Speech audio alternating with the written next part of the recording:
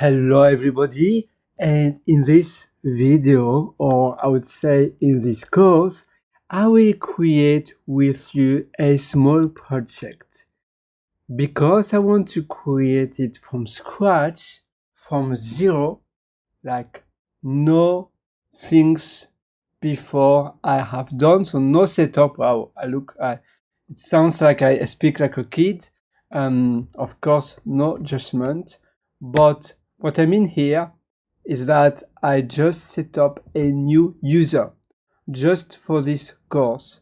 So that means I have absolutely no setup previously done where I have a advantage compared to you.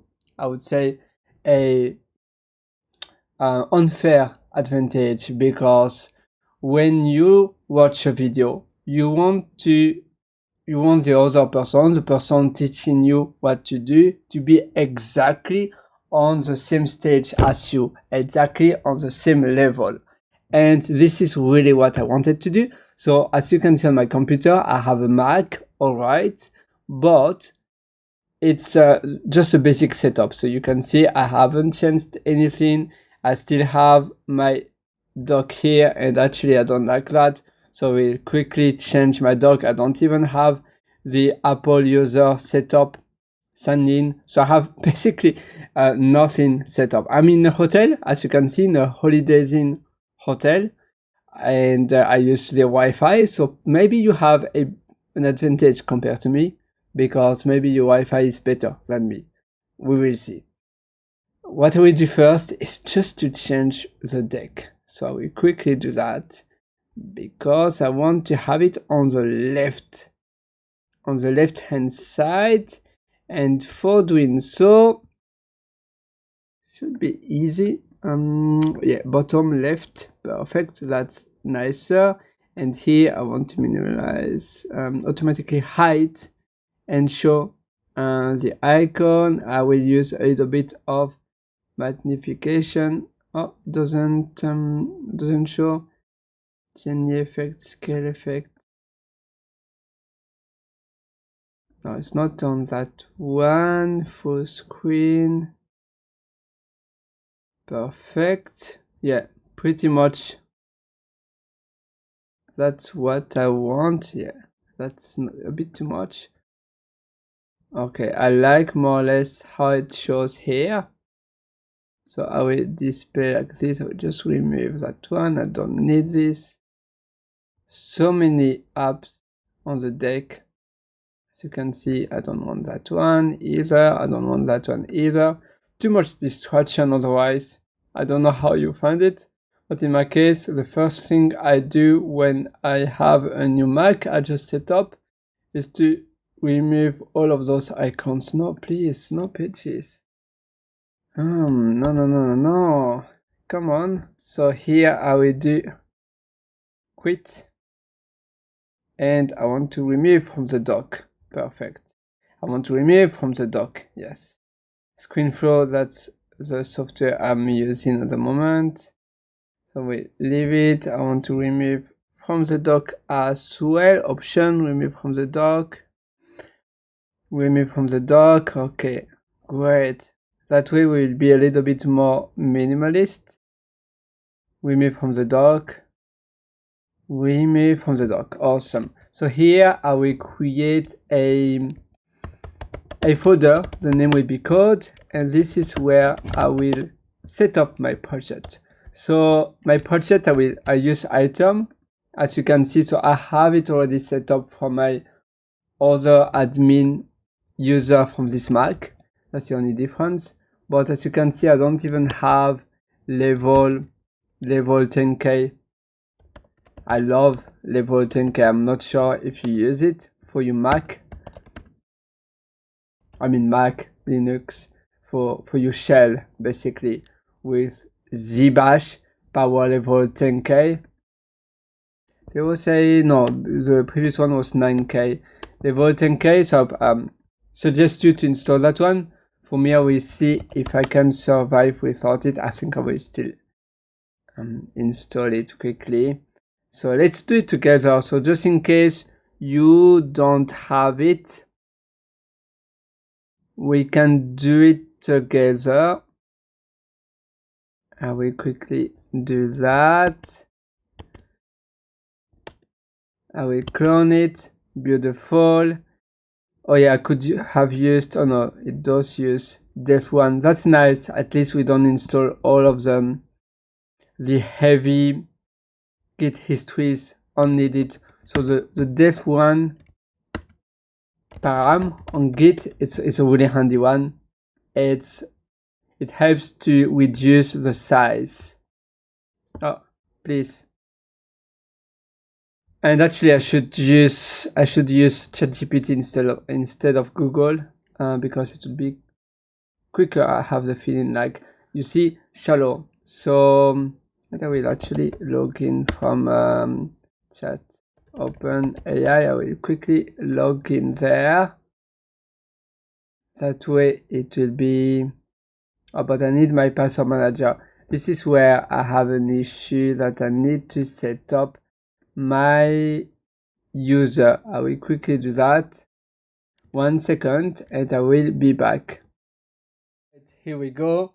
So why it says this? No, I use my phone. Oh, it's because I have my iPhone. Just that's 4 letters. I will ask GPT just quickly what's the def flag for Git, and you see cloning repository. It is specified when you want to perform a shallow. Yeah, so truncated the only latest commit. That's very handy. And actually, I do mention now. I remember I do mention this in my CMS PH7 CMS. If you're interested to, I actually mentioned that, but that has been a while ago, and I completely forgot. But yeah, I was already mentioning that it's good to use the def 1, and yeah, it's just handy. Now, let's go back here, and I will quickly open. Oh, I don't have. Oh no. Oh yeah, I think I have to set up my. Yeah, I will quickly set up all my zbash because on this environment is not set up. So install all my zbash. Let's quickly do that because I don't want to spend too much time on this. Oh, already exists. Okay, but that's a good news. But apparently,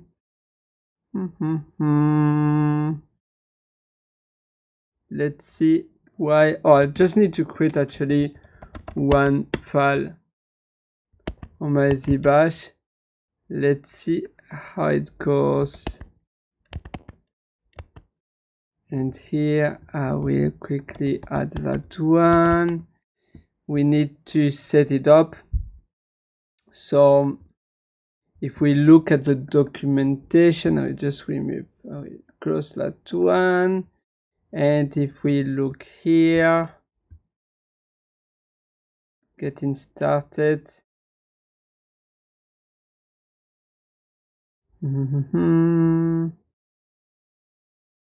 Manual no.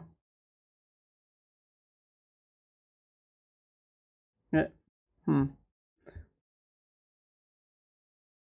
Let's see. Quite doubt this will restart and it wouldn't work, isn't it? But since I already have it for my previous user, normally I have to, there are not much I need to do, but PTNK is not set up yet. I always have some issues for some reason when, oh, might have to do that actually when I set it up. So here it doesn't overwrite, it will just append the ZSHRC file. So now if we look here, it does have this. I just need to quickly. That's for the update of VS Code. It's not really important for now. So if I just do source, and I will reload that one. Oops. Because it's not inside of there. Otherwise maybe I will skip for now. It's not the first time I have some issues when I set up my power. Yeah, when I set it up, when I set up power level 10K on a different user, it does happen that there are some incompatibility. So it just says that the file is not found here. That's funny.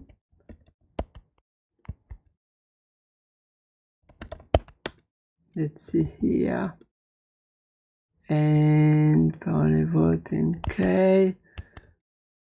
Anything else that's missing?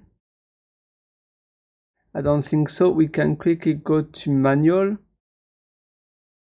for the installation. Oh yeah, I have done actually the manual one. My bad. I have done that one and not this one. I mean, I did install that one as well actually. I did this one just now. Oh yeah, I did it actually. So if I will paste to this one, yeah. And otherwise I might have to use Homebrew. Again, normally you should, Brew is not, you shouldn't have this. Is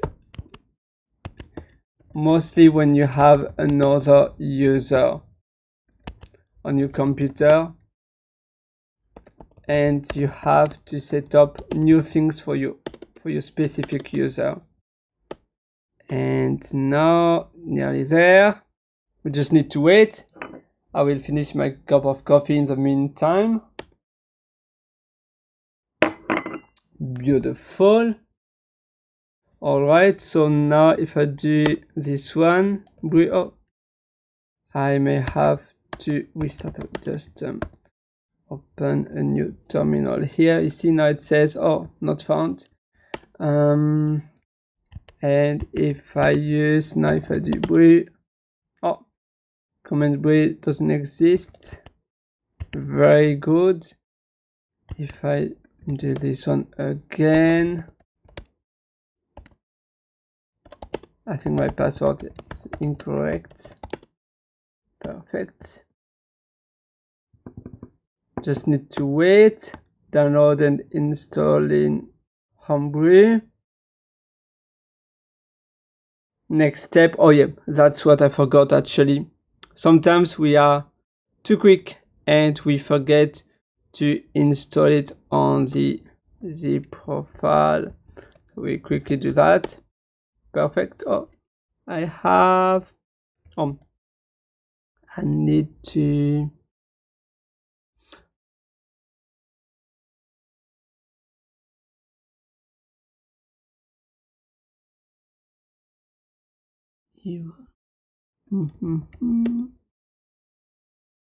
perfect.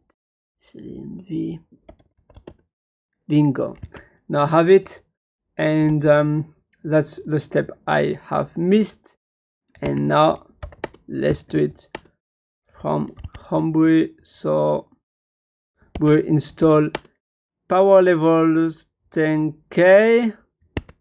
Awesome. And I will add it again to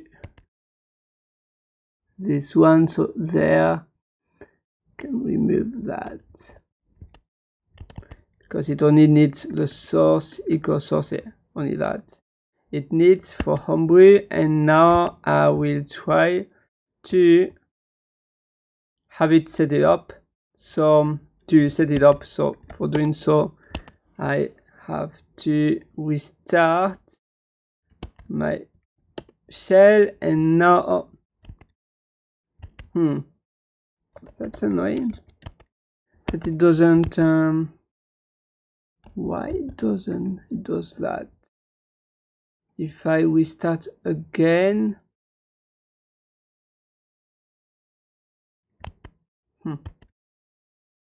not too sure.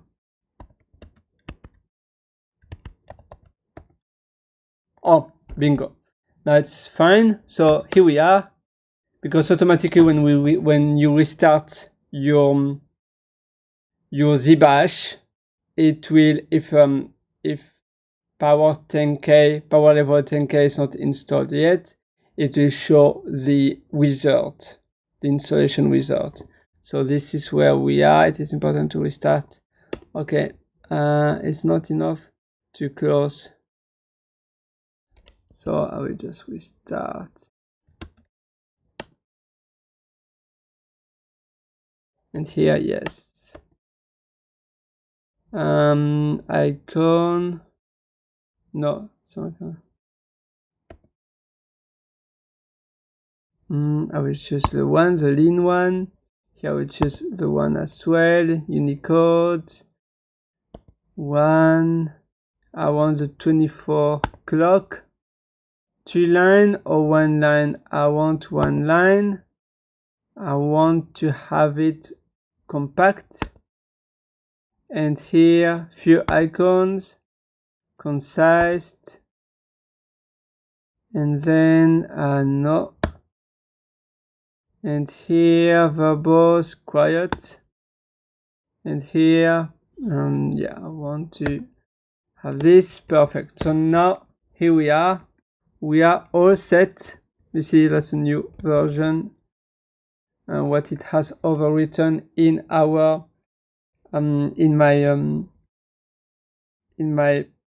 zbash file. So now if I go again, oops, zshrc, if I have a look here, I have this. And now if I go to my profile, oops, it's z profile, and here I just have this. That's for Homebrew. Perfect. So now we are set to start finally our project. I will create one folder for the front end. The name will be front, and one folder for the back end. The name will be back. All right. So now I have back and front. I will first go to the back, and here I want to simply start a Express.js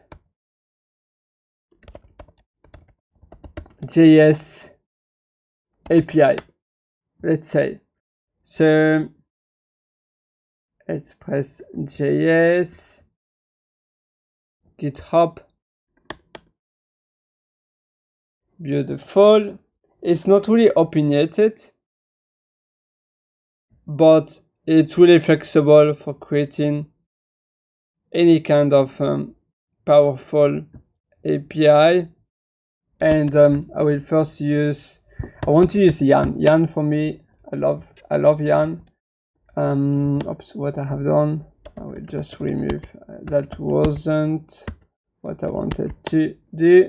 Yarn init. So if you are familiar with Yarn, init package. I will check if I have Yarn 3.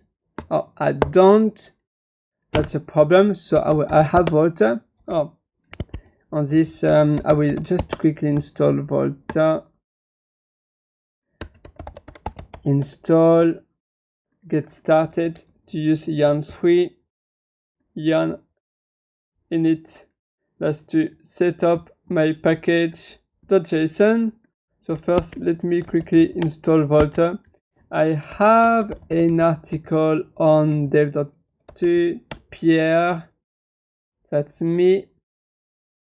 And here, if you search for Volta, why I'm switching from NVM to Volta, and there are multiple reasons, but I suggest you to read this little article I have written, and I'm sure you will love it. I'm a huge fan of water.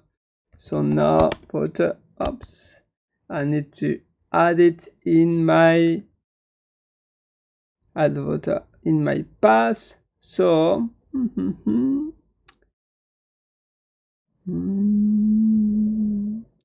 CSH. Oh no. Set.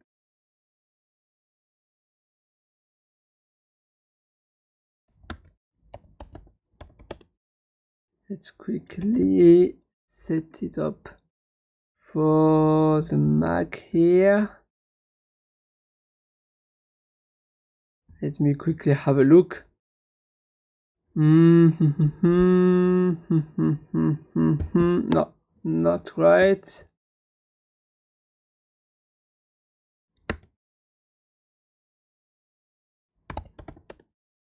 To add to the path what I set up. Perfect. Oh, that's the one. So yeah, I want to have it here. Right.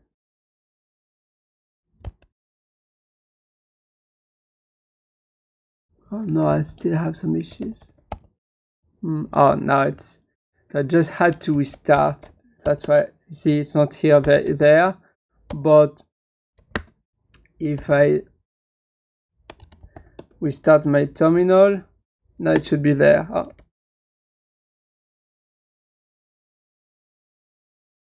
Why it's not there?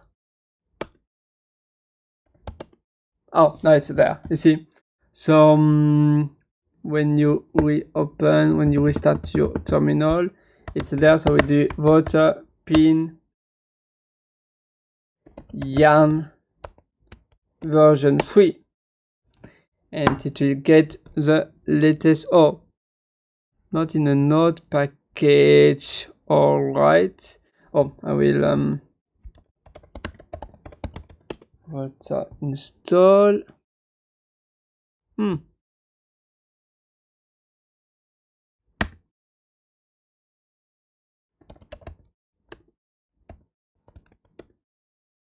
Perfect. Of course, if I do your water install, but I don't select the I will quickly do the node. Just bear with me, we are nearly there. I first need to select my node version. And 20, yeah, 20, that's fine. And now I can do yarn, perfect. And now I can, I will just quickly do yarn init. And now for my package, oh yeah, package manager, that's perfect. So, and if you are interested too,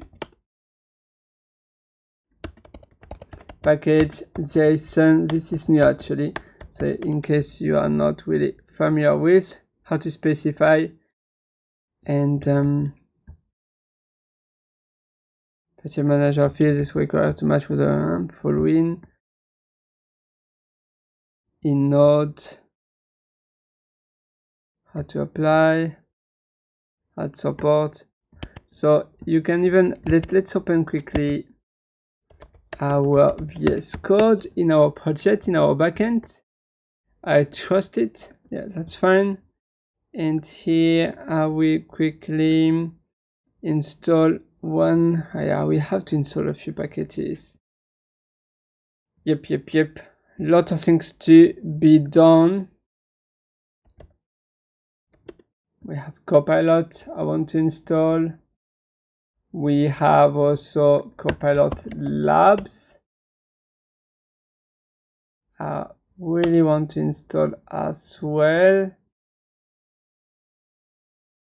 Yeah, Copilot, GitHub Copilot Labs, and you can question it after. We quickly need to sign in to GitHub. We are nearly there. I need to verify my account. Again, just bear with me. It's just a matter of a few seconds. And we are there. Oh, why doesn't... Oh yeah, I need, when you're on Do Not Disturb, you won't see the notification from the GitHub app. So you see there I have my GitHub app sometimes, but when I'm on Do Not Disturb, it doesn't send it. But it's still not sending it actually. Wonder why. I have to use my, sorry, it's not on the GitHub app actually. It's on my authenticator app. So 517 148, beautiful. Oh, okay, didn't work. 5, that's, otherwise I can use GitHub Mobile. And here we are. So normally here, you see, I have the little prompt on my GitHub application, and now it does work. Beautiful.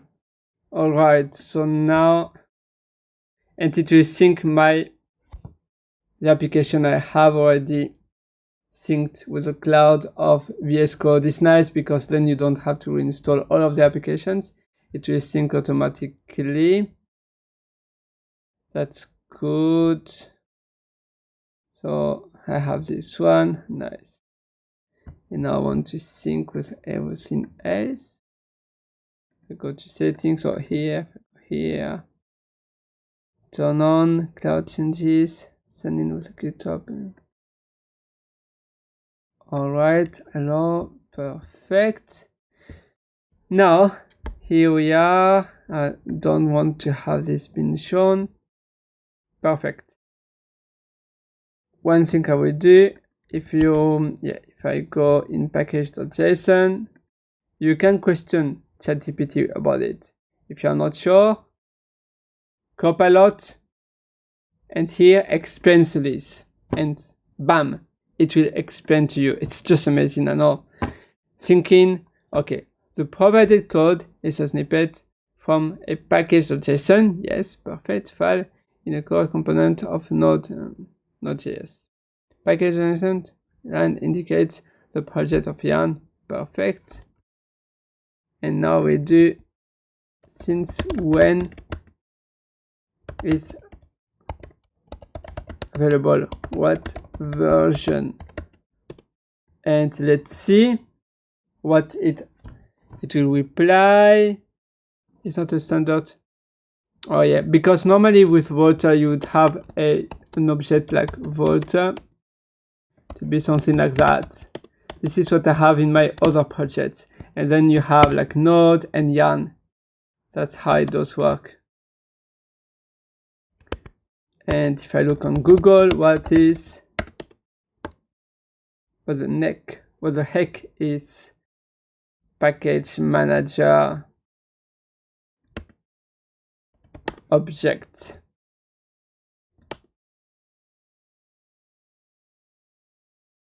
And here we can have oh no, that's not for NodeJS.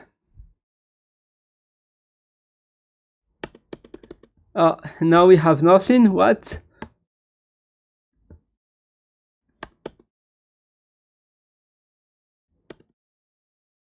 And I will quickly do package. I'm sorry for the waste of time, but sometimes it's nice to be sure of a few things. Why does Yarn 2, Yarn 3 add? Okay, it's typically from Yarn actually. After migrating to Yarn 2, that person has this one. From Node 16, the package manager field is a newer experimental feature of the package JSON introduced in Node v16.9. Apparently, ChatGPT couldn't answer to that. I will quickly add this in my notes. I love keeping everything. Turn on. Yeah, of course. I want to have it turn on because I have a lot of notes. So please, why it's not in the cloud yet? Oh, it was off. Okay. On. And I will quickly add this.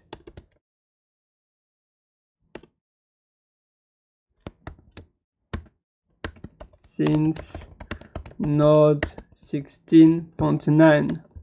Perfect. You see all of my nodes are being synced. And here we can quickly do move to, oh, I need to wait because I have so many nodes. It's that will be for later.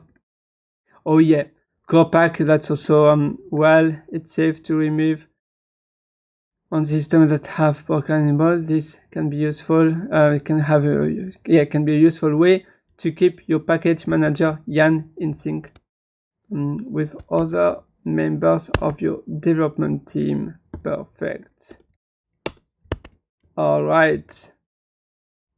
So at least now we know what it is. Let's continue. I was mostly using Node 14 and 12, unfortunately, for my last 4 years of experience with Node.js. I mean, 6 years. At the moment, my company, I am actually maintaining and responsible to upgrade to Node 16, but this one is still a new one for me. I'm so used to Node 14, unfortunately. I mean, unfortunately, because now, you know, the world is always moving forward and we have to keep the latest updates. And I would have known about it if I was already using Node 16, 17, 18 on a day-to-day basis. But I'm not at the moment. Anyways, that's not bad. I mean, at least now I know, and you know, if you didn't know. Let's continue and let's start our Express project. So start. Oh, we can use ChatGPT actually if you wish to.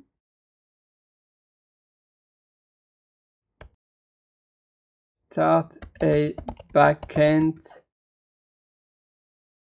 REST API with Express.js. Perfect. Beautiful.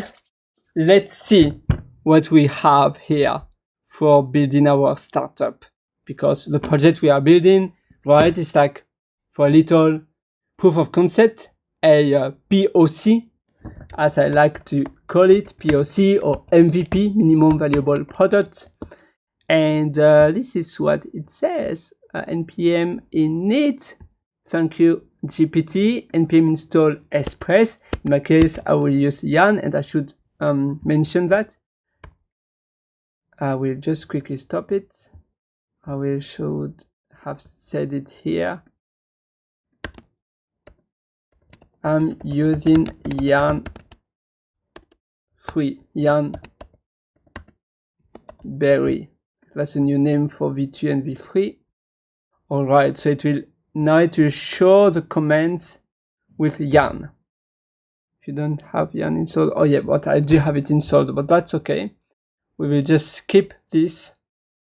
Let's wait a little bit. npm is available always when you install Node. So npm comes with Node, and this is why if you don't have Yarn installed yet, you have to use the npm command, which is available by default, and then after that you have Yarn. But again, now with Yarn 16, you can use core pack, which is really powerful. And here, and I will try to have, oh no, it didn't sync yet, no, to the right folder. I have a lot of folders, but as you can see here, I only have one folder at the moment. It's still being synced with everything from my iCloud. So let's go back to what we were doing, and here, Yarn add Express. We'll quickly do that. I will run that on my terminal. We'll just close this one. I will be here, and here I will do comment, control and tilde. I have my terminal. See, if you do that one, you will open the terminal. I need to fix this, by the way, because actually maybe I can quickly fix it if I do, because I think that's in, yeah, no, let's let's be focused on what we were doing, and let's fix that later on. So for now, we do yarn add express in our project, in our backend. Let's wait. Perfect. Now we have express installed, and actually if you check on your package, if you go back here, you see now I have express v4, and that's done. And yeah, we can quickly create a server file. So again, I will go here. Oh, I want to use TypeScript, of course. Please keep in mind that I use TypeScript, or I want. Perfect. So it will show me the commands to use TypeScript. Now let's quickly wait a little bit. Again, add TypeScript. That's the exciting part. Yarn add TypeScript, and yeah, type. So we quickly install this. Amazing. This is our config file for TypeScript, and I will also add it. So tsconfig.json, perfect. And here I will paste that. Wonderful. npx tsc init, yeah. That will initialize absolute compilation, and yeah, we can quickly do that. You will see it will just initialize it. v2, yeah. And if I do tsc, oh no, it doesn't have it yet. So here I need to add the type as well for express. And now I will create actually a source folder, src, and here index.ts, and inside it will be this one. Oh, here I just need to have, if I do quick fix with fix using Copilot, this is so powerful, I love it. And it will automatically make a request. Oh yeah, but I do have type, because it says, oh please do that, but I do have the type installed. Maybe I need to refresh. I will reopen it now, because now if I check in my package.json dev dependency, I do have the types there. Let's end TypeScript, always it needs to be a dev dependency, because it's always for dev environments only, because after it compiles to JavaScript for production. So we don't need TypeScript package on a prod environment. So here, oh, no, it's fine. Probably I had to refresh, I had to reopen that file. This is why it was giving me an error previously. And that's done. Package.json. Oh yeah, I need those commands. That's very useful. Thank you very much, GPT. So that way I can do yarn build, and it automatically build the files. Here I have just some errors, but that's fine. Oh, no, I don't want GPT-4 3.5. I want GPT-4. Not too sure what happened here.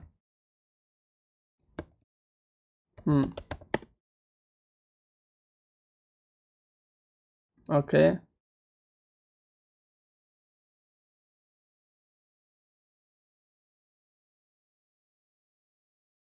All right, here we are. We are back. I'm sorry for this. I'm not too sure what happened. Now we are back. yarn dev. Oh yeah, that's a comment. And here, nodemon. Oh yeah, that's very handy to install as well. Yarn add nodemon. So we'll add this in a nodemon.json file. .json. Perfect.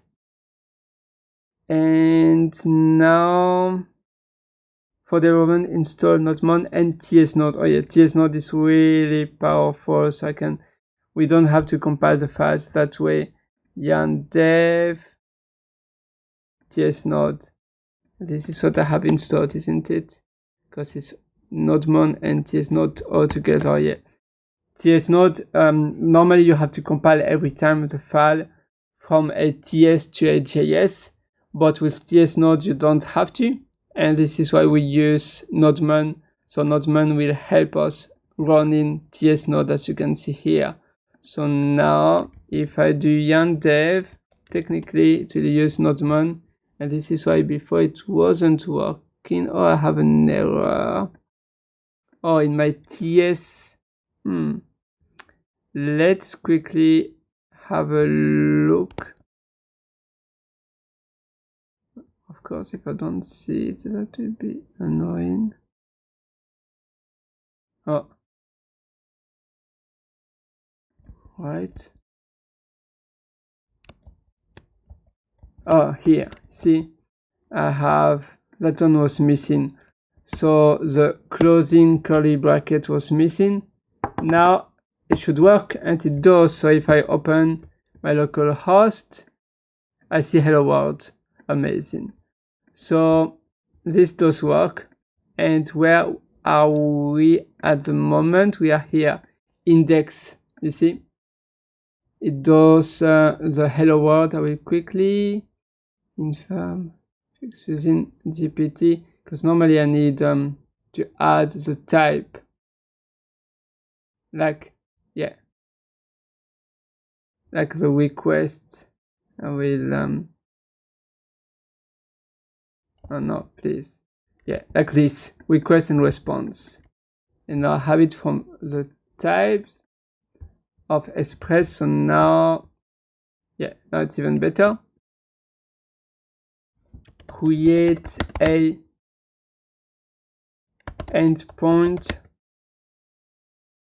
Now implement a sign in and sign out endpoints. And obviously if I have a typo, sign in and sign up, sign in, sign up, and sign out endpoints using MySQL for database. PS, not sure that's ideal for ChatGPT, but let's do that. PS, I want to use, yeah, let's not mention any database. Let's have ChatGPT deciding for us what database it will use and what it will suggest. Yeah, JSON Web Token. We are a API in our case, so that's a good choice. And I will close my server for now. I will already do a git init, so we can already track our changes. And you see I can commit that. If I, yeah, it's from the tabs. Initial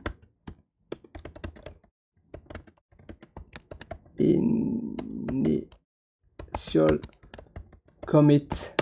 Perfect. Oh, I don't have an email. I will quickly set up my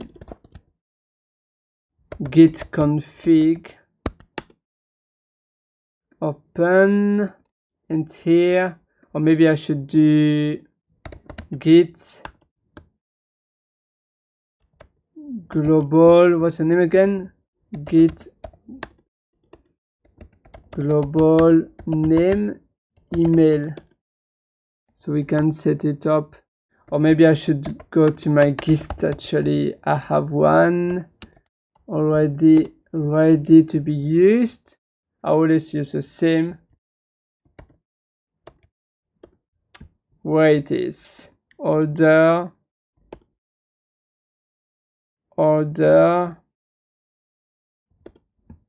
If I do recently updated, it's not there.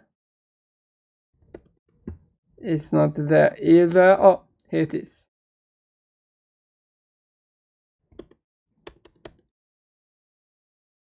I saw it, but I was too quick.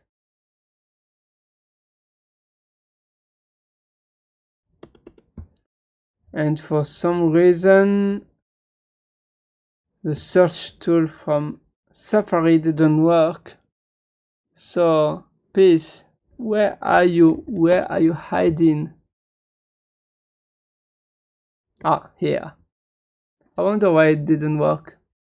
And now if I do raw, and if I open it from here, that's already all of the settings I want. And here we just replace to pierre@ph7.me. Perfect. So now if I do git reset, oh yes, I will. That's always annoying when you have this. I think I have wrote an article about that somewhere. I forgot where I did it. I think it's in a Confluence page of my company. So I should also create a blog post, maybe, or a short. But in the meantime, we can add it. Where is it? You can add some changes in your. No, it's not that one. You need to add it in your Z profile. If I do ZSH, it's always a bit annoying. We don't want it to. This is how it works with Linux and when we have a caret, but we want to be able to use a caret.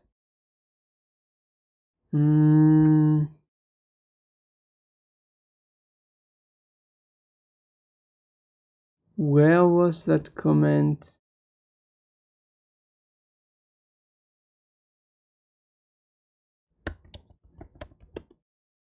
If I do that, let's see, we will find it. Back here, yeah.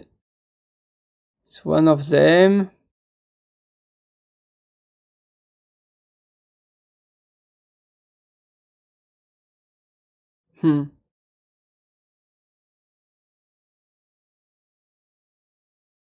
Oh. Hooks path.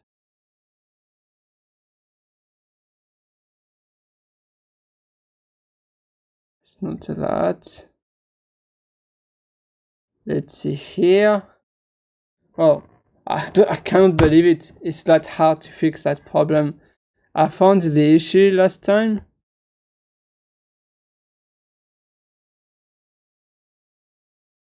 But this time it's so I don't find it right away.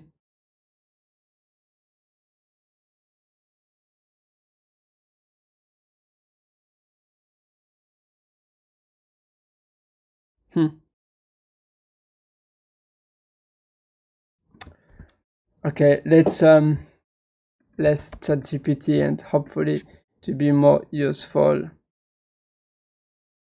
Let's create a new one here. Don't really ask the Hopefully it will give me directly what I need, because this problem is quite a bit frustrating, to be honest. Syntax error, yes.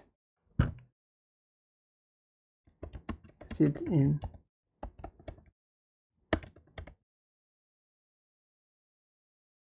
All right, so far it doesn't.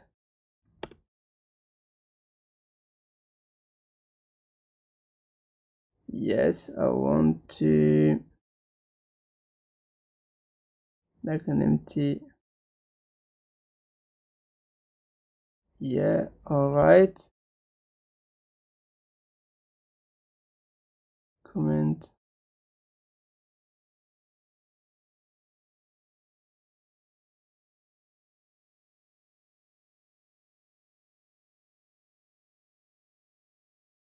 What?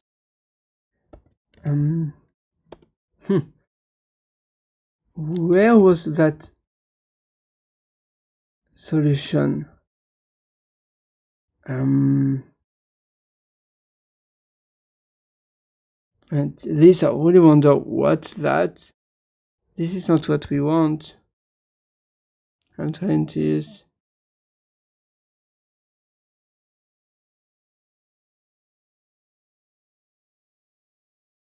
Because imagine if we have to type this. Hello, empty.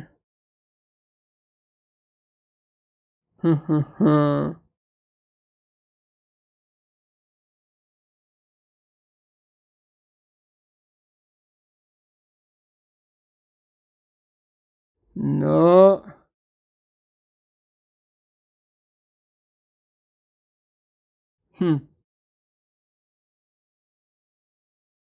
It's a shame I don't have the computer, my company computer, because my company laptop, since I have fixed that issue there.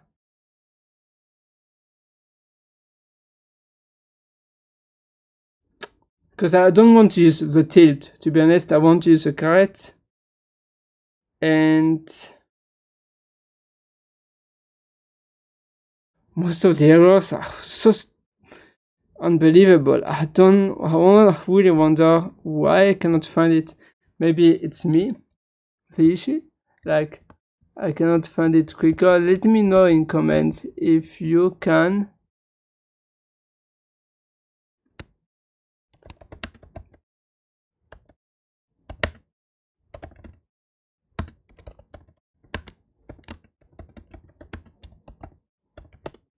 Right, please give me an answer. It's very important in this context.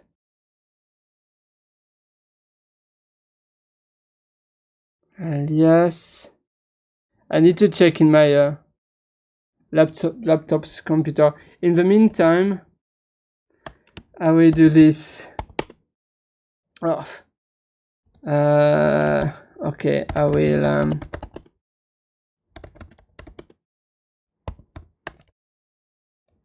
I will just remove, actually. That's fine because we just have one commit. Let's clean up everything in it. Git add, git commit, initial commit, and now I have this one with my email. Perfect. Okay, we are good now. There's a fix you have to add to not have the caret, and maybe I have it in my notes. Do I? If I search, oh, I can quickly first. Oh no, it doesn't have the folder yet. If I search for caret here,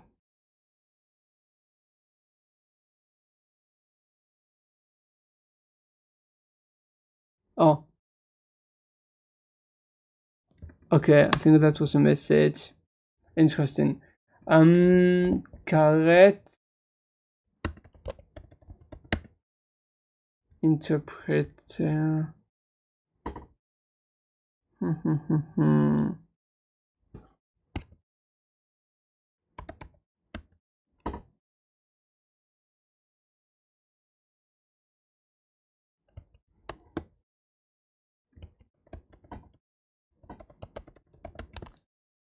interpretation.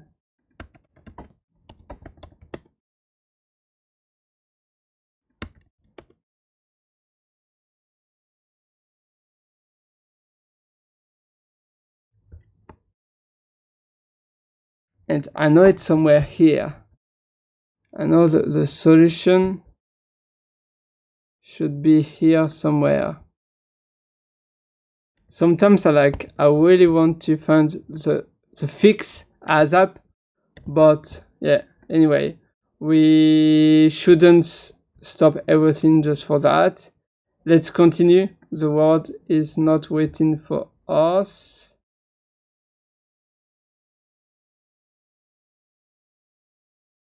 Done built.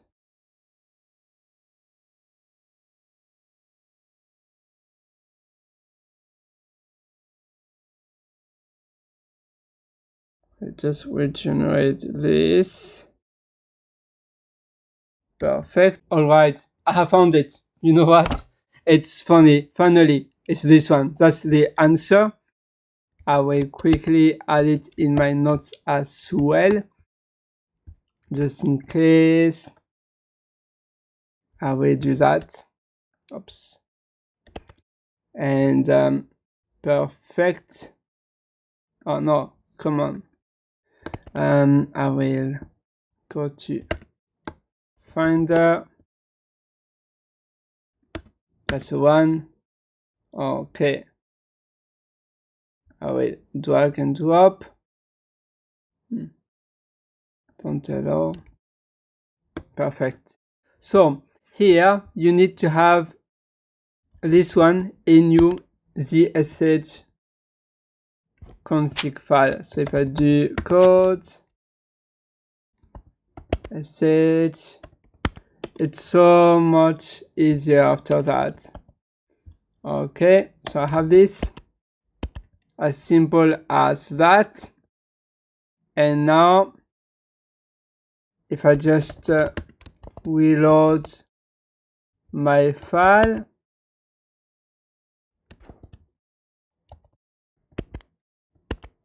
perfect. And if I try to play with it, like I will do a quicker commit. For instance, I will remove that one. I will go to here. I don't need that. Delete. And if I go to my src index.ts, hello you, I do. Perfect. And now if I do git commit add hello you, and I will do update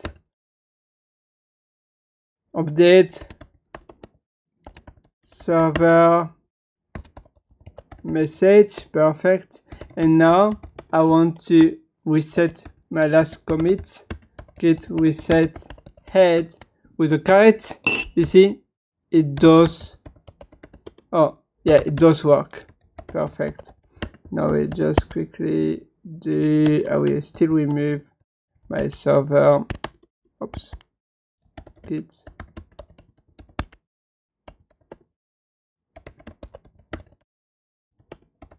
Oops. Yeah, and you see it does work. So now I can recommit that. Perfect. Easy peasy. At least you have seen how to do it.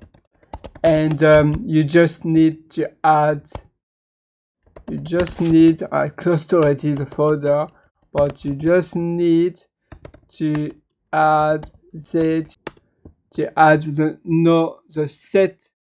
set opt no match, and that's it. As easy as that. Now my suggestion from ChatGPT, we are here basically for having our endpoints. So let's first install JSON Web Token, and also to encrypt our password we are installing bcrypt, basically, not bcrypt but bcrypt. npm. If you have a look here, you can see That's a package we are installing for us. And yeah, it's a really common and heavily used package.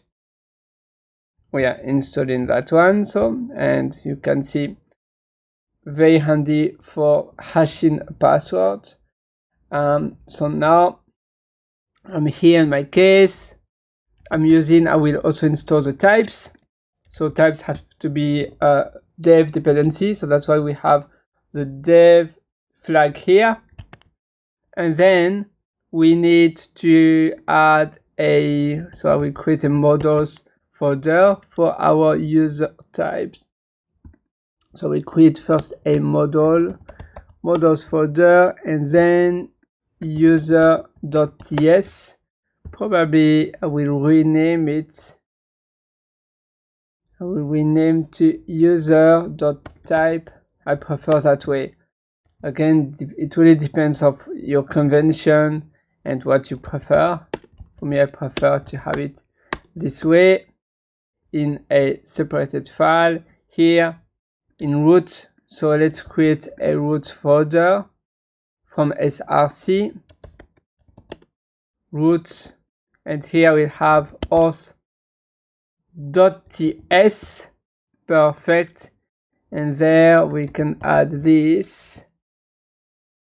And again, you can do like request and so on. You can, if you wish, you can add this, or you can just leave it like that for now. But it's nice to add some types, of course, similar to what we have done already for the index, you see. And so we added the types from Express. So like here, I can do that. And there I can do request, and I can do response. That way, you see. And that way TypeScript will prefer, because otherwise it will complain. Request, and again response. Perfect. And let's assign out the last one, the last endpoint. And here, so we have this that has been done. I don't like a default export, so in my case I prefer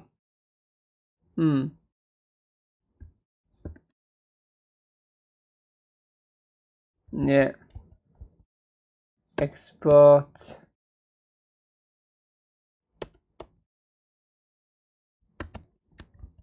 because how I do it. Yeah, maybe let's create an alias auth router, because otherwise the name will be the same. Like if what I do, if I just do like this, you see, it will oh, it doesn't conflict. Okay, let's see how it goes then. But it's better to have a specific, yeah. Yeah, of course we don't create a new constant or whatsoever, so yeah, it should work, and it does. At least it doesn't complain, so yeah, perfect. So now index, we will just update our index.ts. So here I will add the new roots, and here it will be, oh yeah, actually I will create an alias, I'm sorry, but and I will just import.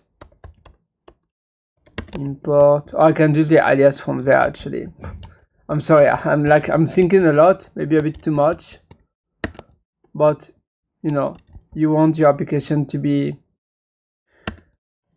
well readable. So I have here, I can do roots, it's router as, yeah, as auth roots. Perfect. and that one, I will just move that one above here. Awesome, and this one I will move it as well there. Perfect. And that one, yeah, that one I will leave it for now. Awesome. And so now testing, yeah. That's the way we have done it. User model, well, we have only a user type. And here, oh yeah, here we have an issue actually there. If we go to here, yeah, because for me it's user.type. Perfect. And that's when we have installed them, so they should be fine. All right. Yeah, that's it for now. So let's see what we have. The new changes, new packages, bcrypt, JSON web token, new endpoints. That's from the yarn lock. I just do yarn lock. Perfect. We'll add everything and that's it.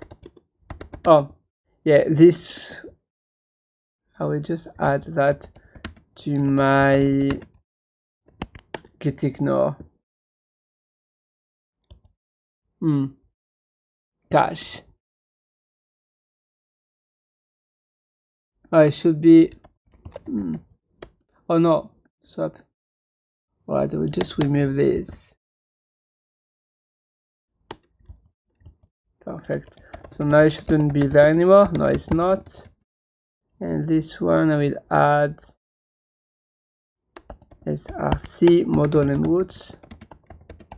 Add user auth endpoints. Perfect. And now we will add also don't commit this one. Perfect. And now that should be okay, so I will add pnp.cjs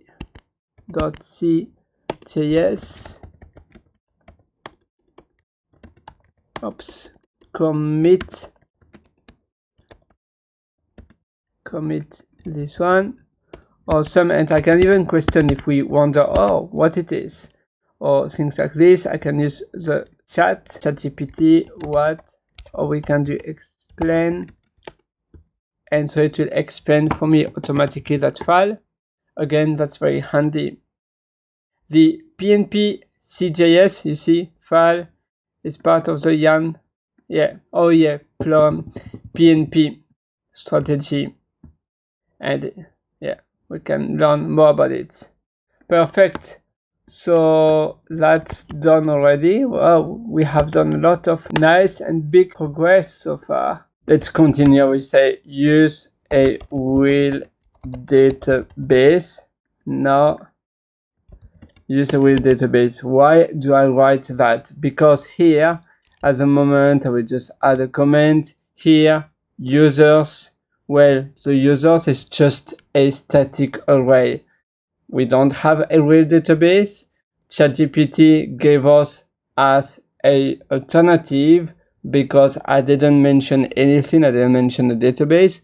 So I let ChatGPT to decide what kind of database to choose, and what it did is to have a static array in the meantime. So it's like dynamic memory, but there's no a database like a way where we would persist our data somewhere in a file or in a relational database, for instance. What do we have now?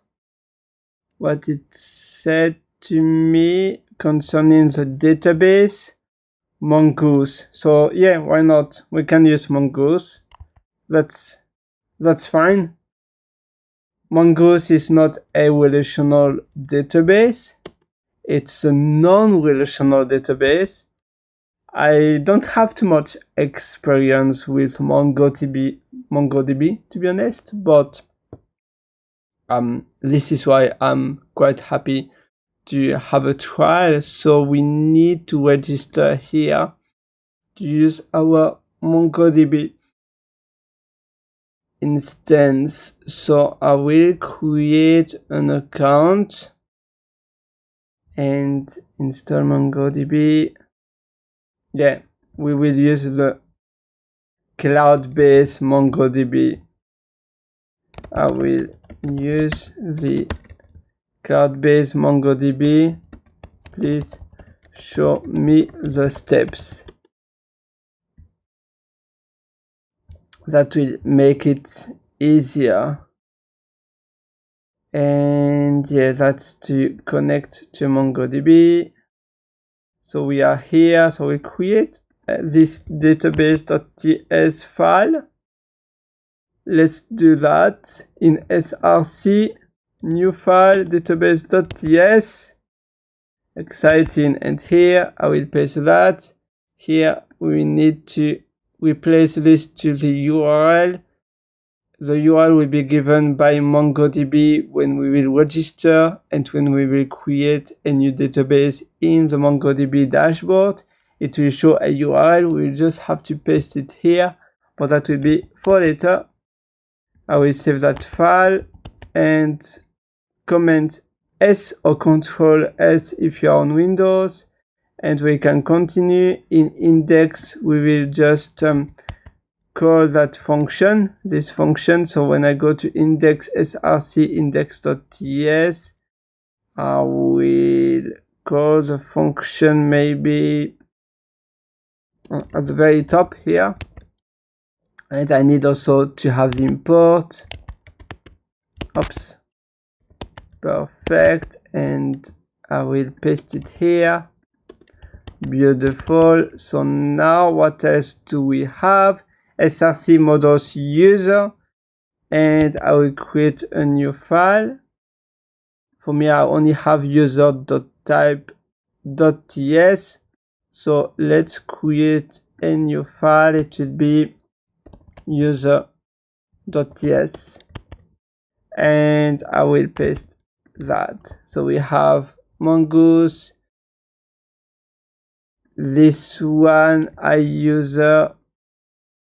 I will probably, what we have, some, why did create a new type, email, password. We use the one we currently have, and let's have ID. I will just have it as optional for now, the ID. And here I will do user. I will just import that one. I will have a new blank space so we can see the import for the third-party libraries for packages and the local import. It's just for readability. And then we have user schema and export default. I don't like export default. It makes it much harder when we have to refactor different files and so on. When we just do const export is so much easier. So I will have here export.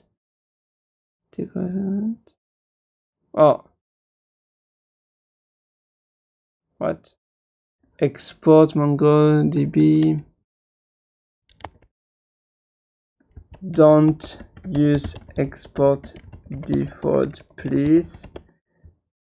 And it will give me the correct one. And here in auth, you see we will need to replace a few lines.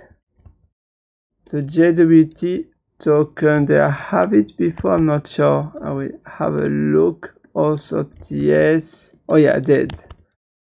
And to save the user, that's the difference. Sign in.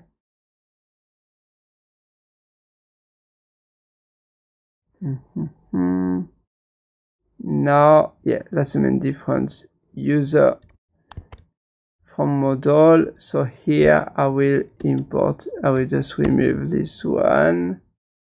Oops. Perfect. That was my user type. And user. I will do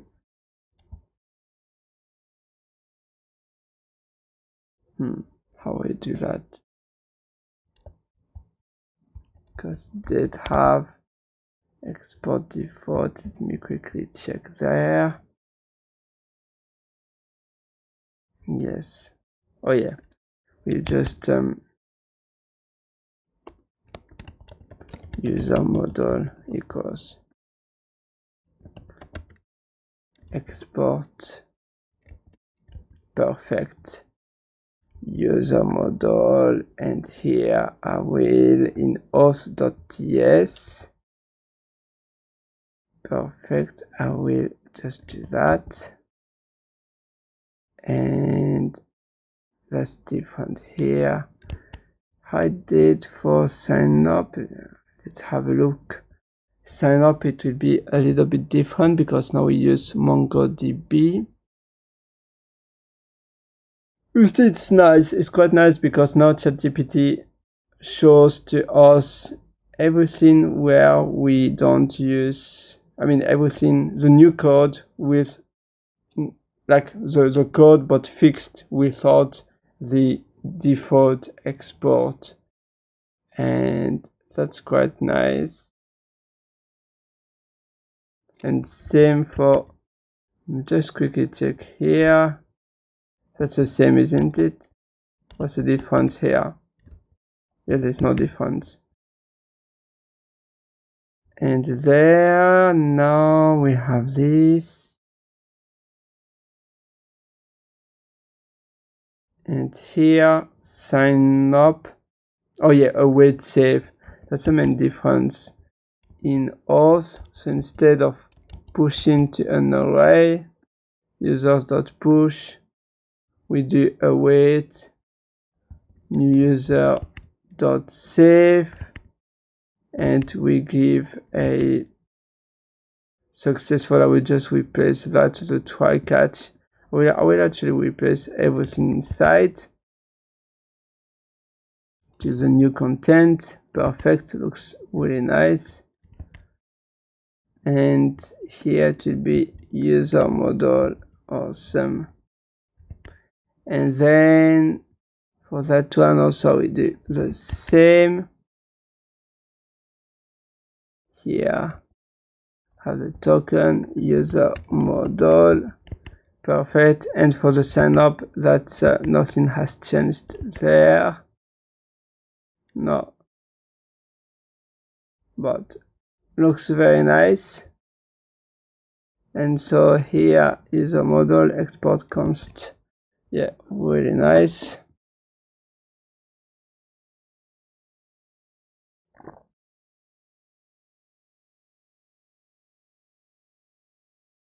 Navigate, configure network access. Oh yeah, that's for the firewall. The issues, get your connection string, DB name. All right, but as you can see, we are nearly there. I will already update the few changes, database, string, and for the user type, if I go back here, I will remove the ID. That's actually what has been changed. So we don't need the ID anymore because we save it in MongoDB, and the user interface will be only like that for now. I will actually comment that one just in case we will need it, but we just don't have to forget to remove it if we don't need it anymore, because commented code, it's okay temporarily, but if we leave commented code, it's just dead code and it's harder to maintain after. Over time, we don't know why it has been commented and it's just a nightmare. So for now, we will keep it commented, but as soon as we know it's not needed, we can remove it. And here, that's fine. And so now I can create an account. I need to create. Oh, I thought I wrote it right. Oh yeah, here, that was the instruction. So MongoDB is the Atlas. Yeah, MongoDB Atlas. I will do sign in, try free. That was the instructions it gave to me. And so we can just replace this one after. I want to save the sensitive data not in constants but in a env file, the env variables file, and we will use env.env. That will be quite good. Here, quickly doing that. ps7.me, pierre@ps7.me. Yeah, perfect. I like to generate a random password. I will change that password very soon after. So just for security reason, here I need to update to verify my email address. That's okay. And now I will quickly add .env. So in the meantime, you see that's the code changes we have done to add a non-relational database, which is MongoDB. Add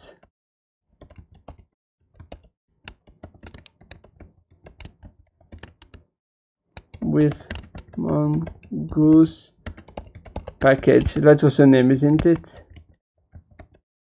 Yes, perfect. So I can commit this, and now we'll verify my account of MongoDB Atlas. I'm verifying my email address, beautiful, and now I need to answer to a few questions.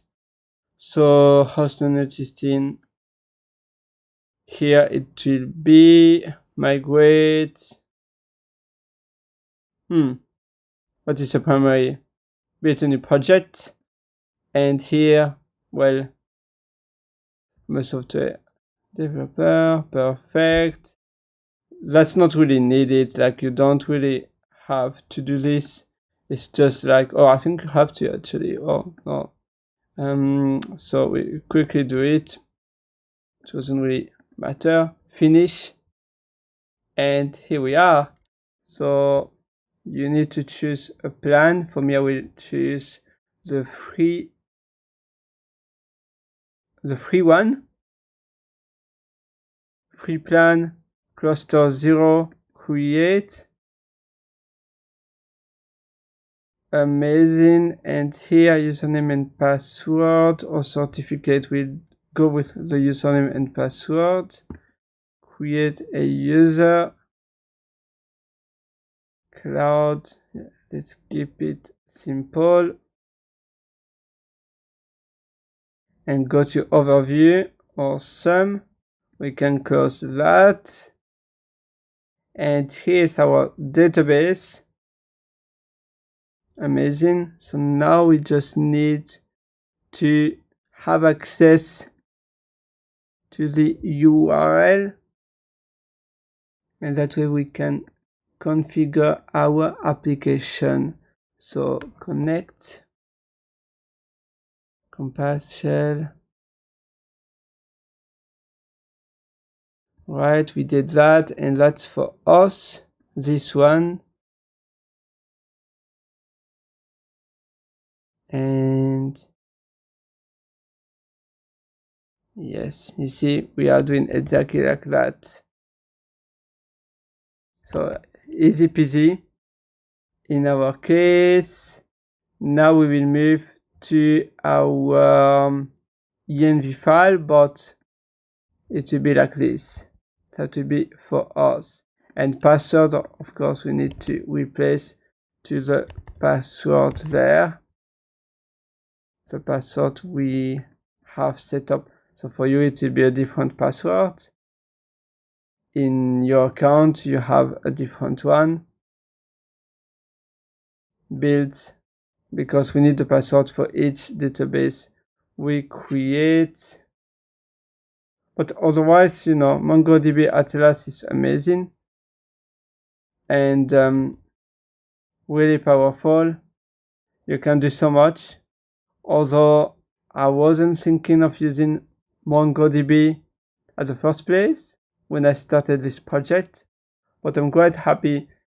MongoDB Atlas, I mean, they have improved a lot, and now it's much better than it used to be like 5, 7, 8 years ago. And they have a lot of new plans for the future. I was in contact with someone from MongoDB recently, and they are using now AI to suggest also similar products.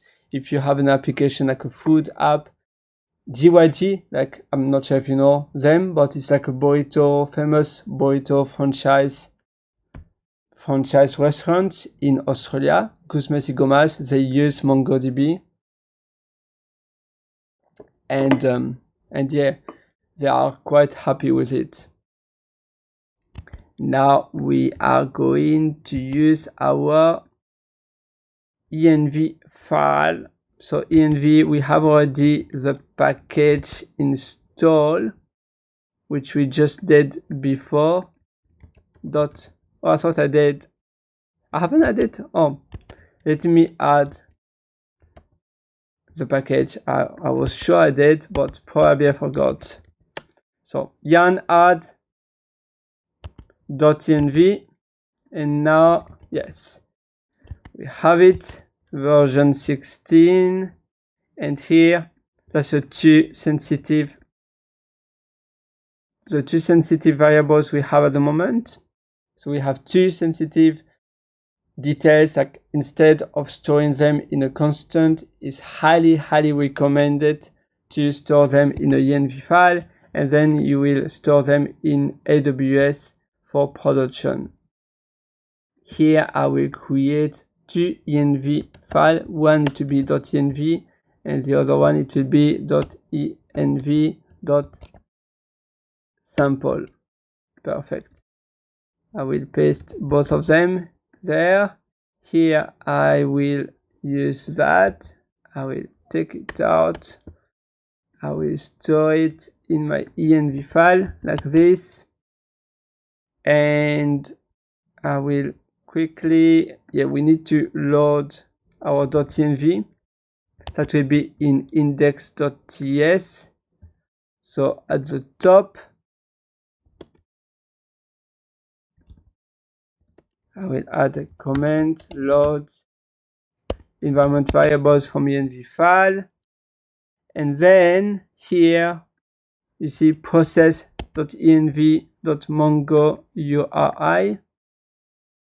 That will be the one. So here I have a constant now, and that constant we use it, and default variable now it will just be null. Then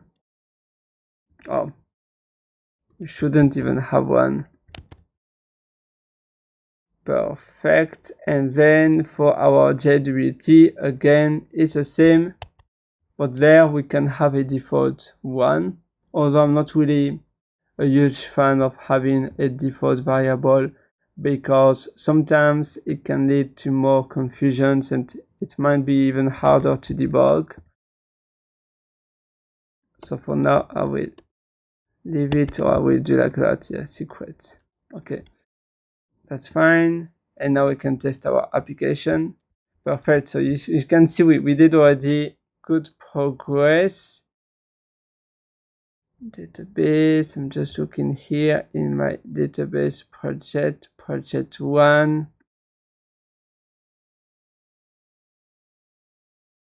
I need to be a little bit familiar to MongoDB Atlas and add data. We can add some dummy data.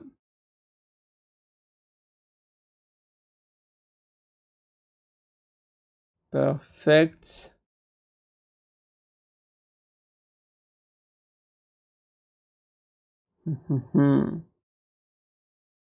Yeah, that's great. That's our application.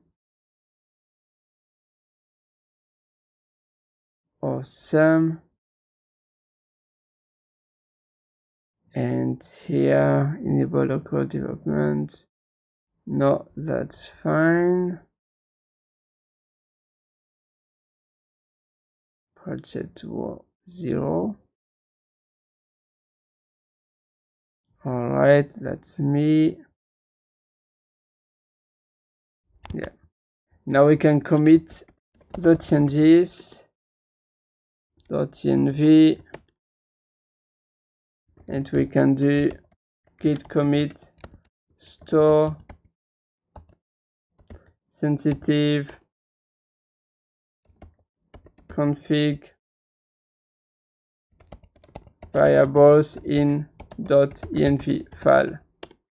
Awesome. I will quickly change the password of Mongo database, so we can update that one if we want a different one, the one here. And let's see what ChatGPT says to us. Database access. So, oh, but that's for my user, isn't it? Navigate to database access. Oh, let's see here. I also highly suggest you to set up the 2FA. So if you go here, and that way you will have the Authenticator app there, and every time you will sign in to your account, you will have a prompt asking you to verify from your device the MFA code. But I also suggest you to set up another one: email, SMS, and so on. I have 2FA for everywhere basically. So yeah, the multi-factor authentication is just extremely important in terms of security.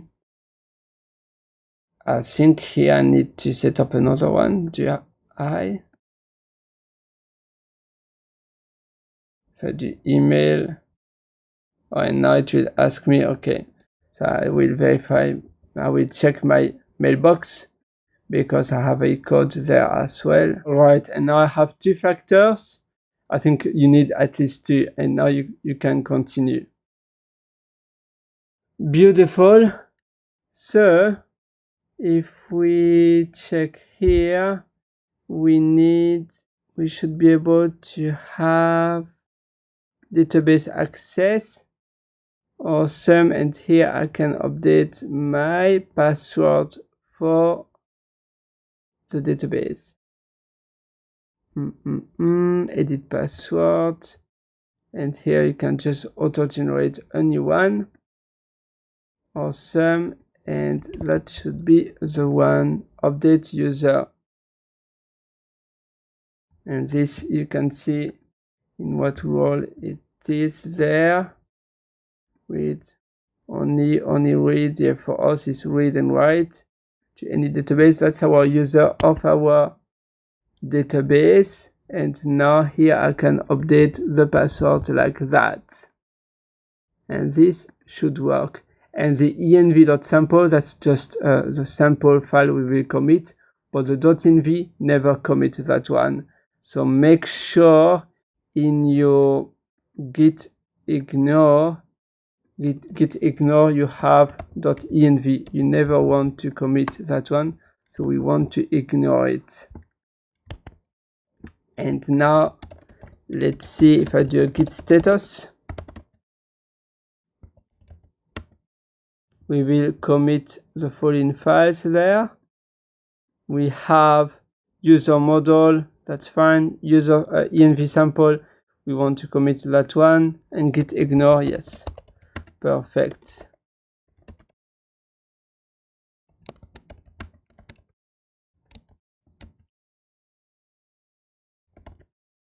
config plus env plus dot env user model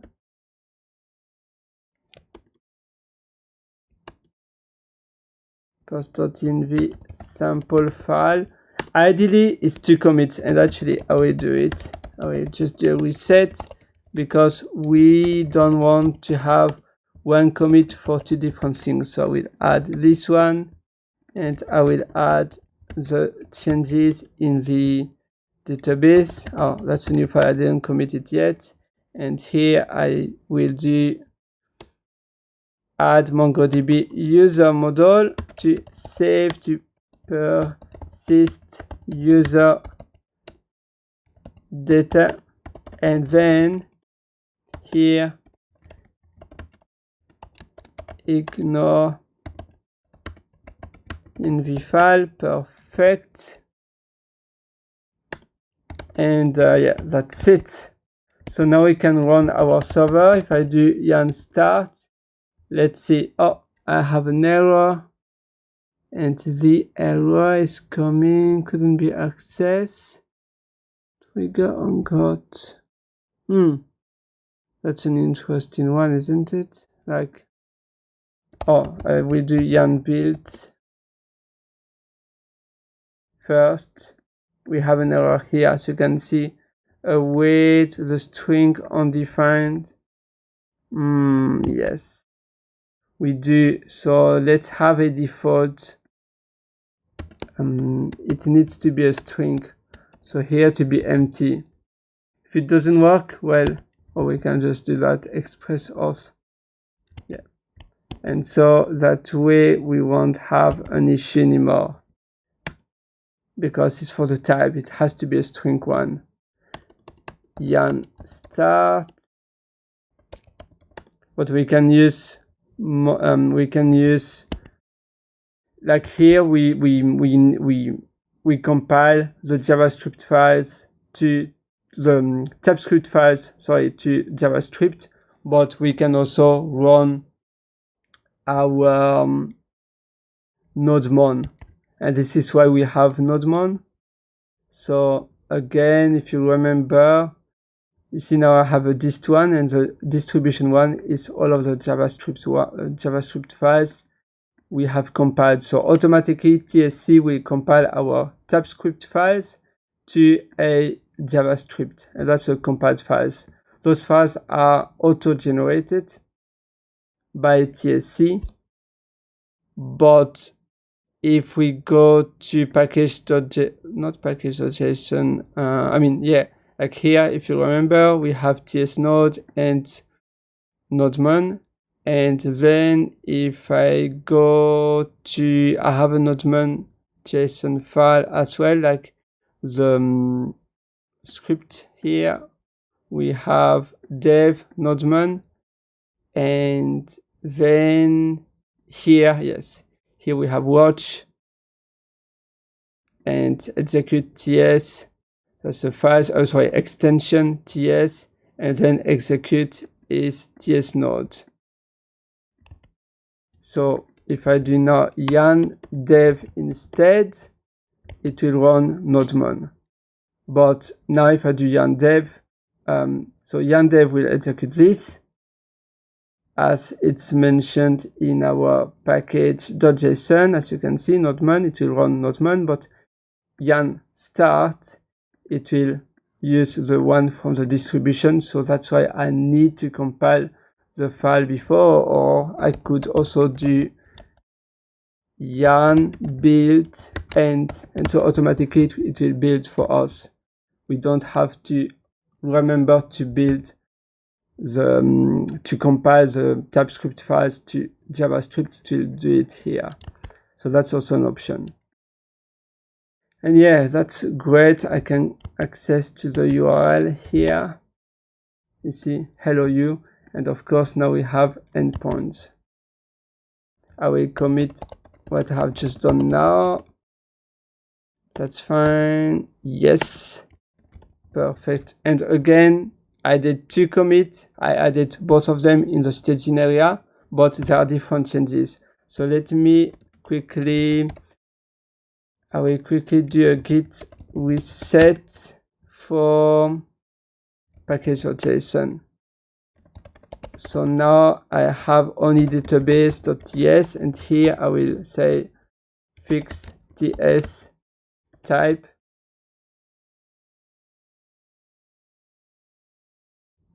needs to be always a string, cannot be undefined. Perfect. And now I can add the package.json, and there you see I will say build compile to JS when running yarn start. Perfect. All right, so we are all set here. I think this one I don't need to commit that. We can ask ChatGPT. If I go to chat, do I need to commit? It depends on the situation actually.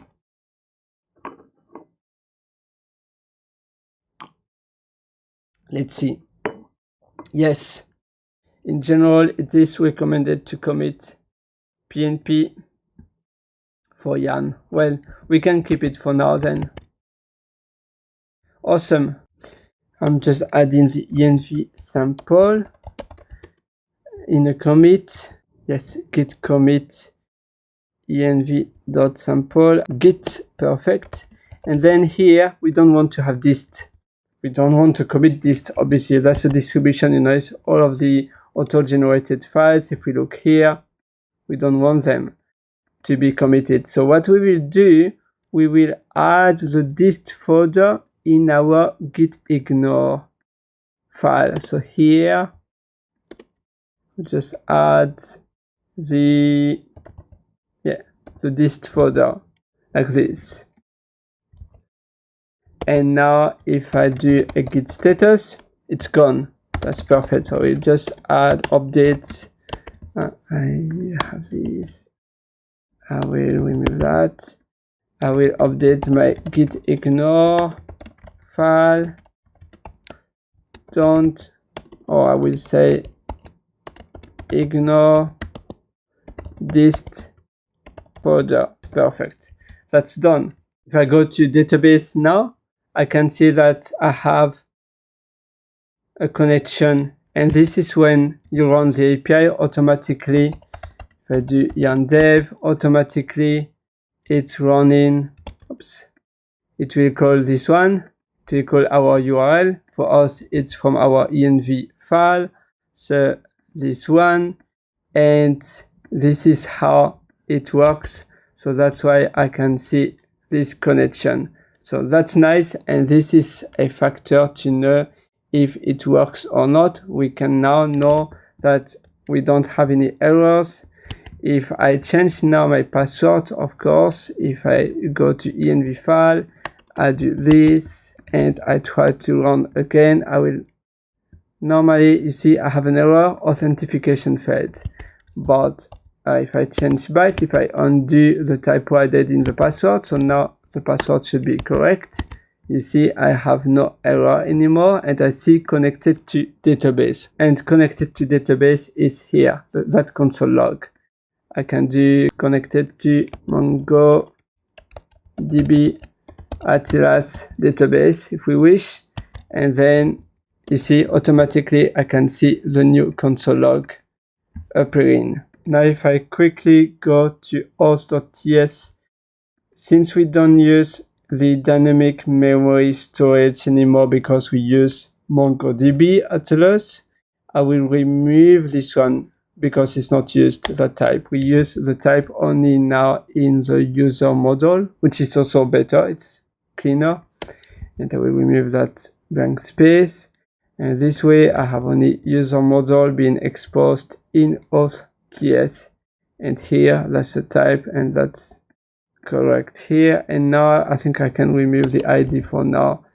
There to user.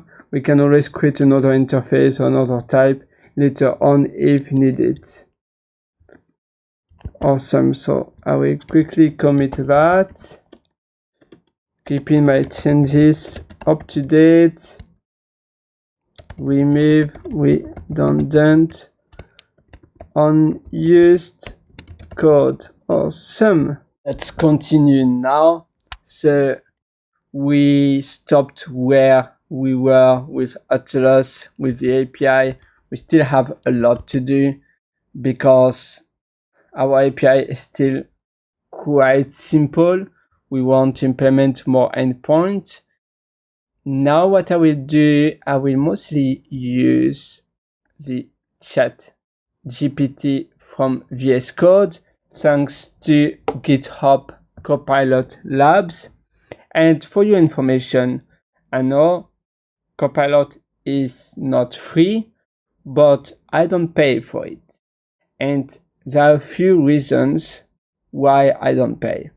First, I have a lot of open source projects, and this is why I am not paying for it. It's because GitHub Copilot is 100% free if you are an open source contributor. Automatically, you can enroll it for free based on the amount of contributions, commits, and public repositories with stars on GitHub. And automatically, GitHub will determine or not if you can have it for free. You don't have to fulfill a form or whatsoever.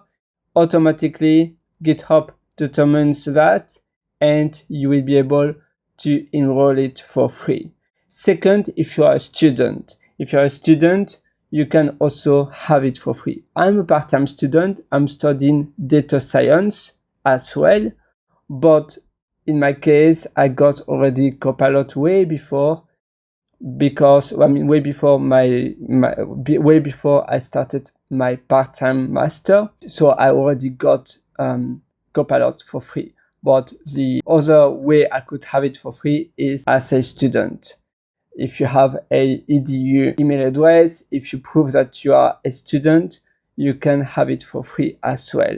There are other few options for you to have it for free, but that's the main two ones and the easiest ways, the easiest options to have Copilot for free. Okay, so enough talk, and now we can continue coding, which is the most important part, right? Here I will use, so we are on auth, and what I will do, Copilot start code chat, can you implement with JWT a way to log out the user? Perfect. And now let's see what we will get back. So basically this course, it's of course about building an API, but especially about building an API with AI. That doesn't seem right. Can you implement?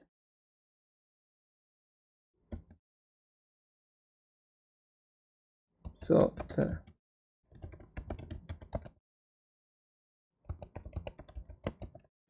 it's still the same result. Let's see here, and you can see here it's more relevant already. I'm not sure why what was suggested before by Copilot was just nothing basically. So here indeed, oh, that's blacklisted. No, it's nothing about blacklisted. Logout, yes. Token, so we need to retrieve first the bearer token, that's correct. And I just remove that. Then your middleware, oh yeah, it suggested me to go into middleware. Nothing about blacklisting a user, only log out a user. Let's see if it understands that or not. But yeah, so we can already add this in our middleware. So for us, it will be index.ts. Here we can add this there. Maybe I will add it here. Perfect. That's for JSON bodies. Yeah, that's important. Here I will just after, you can obviously split your middlewares in separated files, like this one for instance, and so you would just import them from the top. So you have like a folder, middlewares, and then in every file you have one middleware, which is recommended. It's much cleaner and easier to maintain. And then here in the main file, you just import them. But in our case, for now, we are not sure if we even go with this version. So we will keep it here. But after, we can refactor our code. Again, blacklisted token. I'm not too sure why it says this. Oh yeah, I was looking. That's interesting actually, just to show it to you about fetching the different React API. I was looking if it was possible, like if it was the same term, sketch, fetch, React, the same term in Angular, but I haven't found anything about Angular, not AngularJS, but Angular. I think now it's Angular 17. But it's a little bit different with Angular. So let's go back to where we were. All right, in the meantime, before continuing implementing the logout endpoint, I have spent a little bit of time to set up my SSH key on my user profile of this machine. Now I have pushed the code to the main branch, easy peasy. I haven't recorded this for you, but if you wish to, I have another video about it. Otherwise, I just suggest you to go to the GitHub docs, because to me it's the best documentation to set up SSH key. Even if you use GitLab or Bitbucket, this one is the best documentation, and you just need to go generate a new SSH key and adding it to the SSH agent. So you follow this depending of your OS, if you're on Linux, Windows, or Mac, and you just follow the steps here, just a few steps, and then you will have to add it in your GitHub account. That's really easy. If you're on Bitbucket or GitLab, it's a little bit different, but this step, the first step, it will be the same. It's exactly the same. And then you just need to do git push, and you will have everything on your repository. In my case, it will be, so it's hosted here. That's my organization. So if I go GitHub and / hide it up, and then I have it here. You can see, here it is. I will quickly change this one to type script backend, commit this change. Oh, I don't want to create a new branch. Oh, that's okay. Perfect. Oh no, I didn't. Oh, okay. I thought it did create another branch. I mean a new branch for PR, but it didn't. So that's nice. And now here I just need to do a git pull to retrieve that change. Perfect. I have it. I will also secure my branches here. I will add a new rule. It will be main. So I don't allow git force. Not enforce. Oh, what did it say here? Alarm require a pull. No. Lock branch. Yeah, no, that's fine. Perfect. So that's it. I believe we can pause for now our logout method. It's better to focus on the front end. In a way, the front end will log out also the user, but it's also always good to disconnect the user from the backend. Usually it's from the database. We would remove, revoke the JSON web token. But in our case, that's fine for now because our database is still a little bit vague. We don't have much in there. So here I will just, let's keep it empty for now, like this. It's nice to keep that one, but we will implement a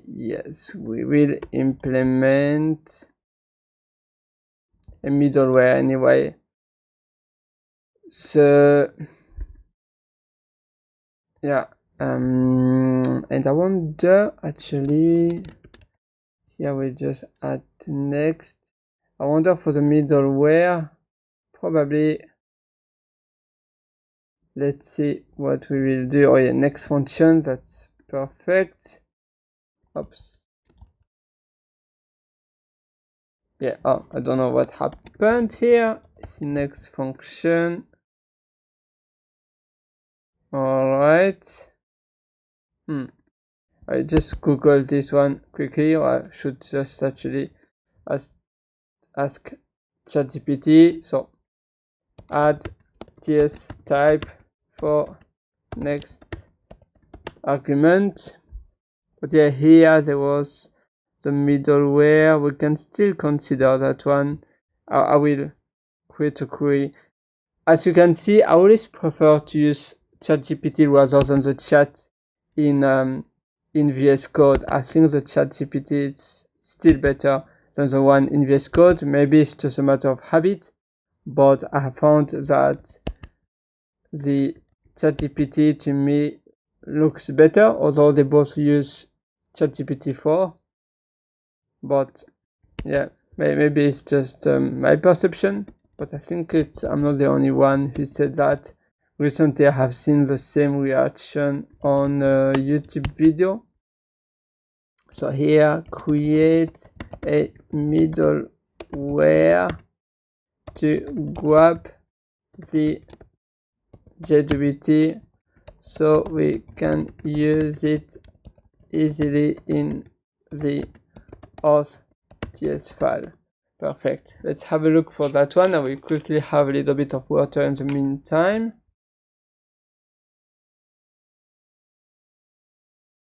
Let's wait. Oh, beautiful. We are close. I like that. It's exciting. So here,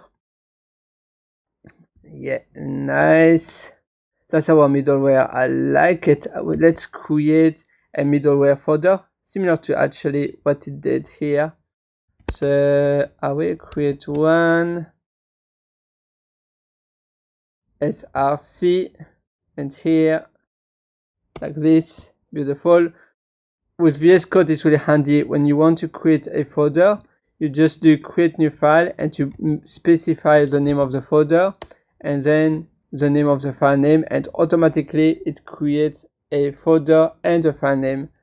As you can see, it's really nice. So we don't have to create the folder and then the file. No, everything at once. When you create the file, you specify the name of the folder, so the full path, and it will create the folder and the file all together. Here, let's do copy code, and there, that's from our environment variable. I like it. JWT secret is the one we have here. Yep. And there, yeah, next, of course, part of our middleware, and 400 if the JWT code is invalid. JWT token, perfect, bear token, and now it says how we can modify our request user. So it suggests me to create a type express. Oh yeah, I like it too. So that's in src folder type. So again, I will do the same. I will yes, types folder. Oops. Oh, it went too quickly. No, not yet. Oh, okay. Yeah, no, I don't want this yet. Perfect. So now, new file, types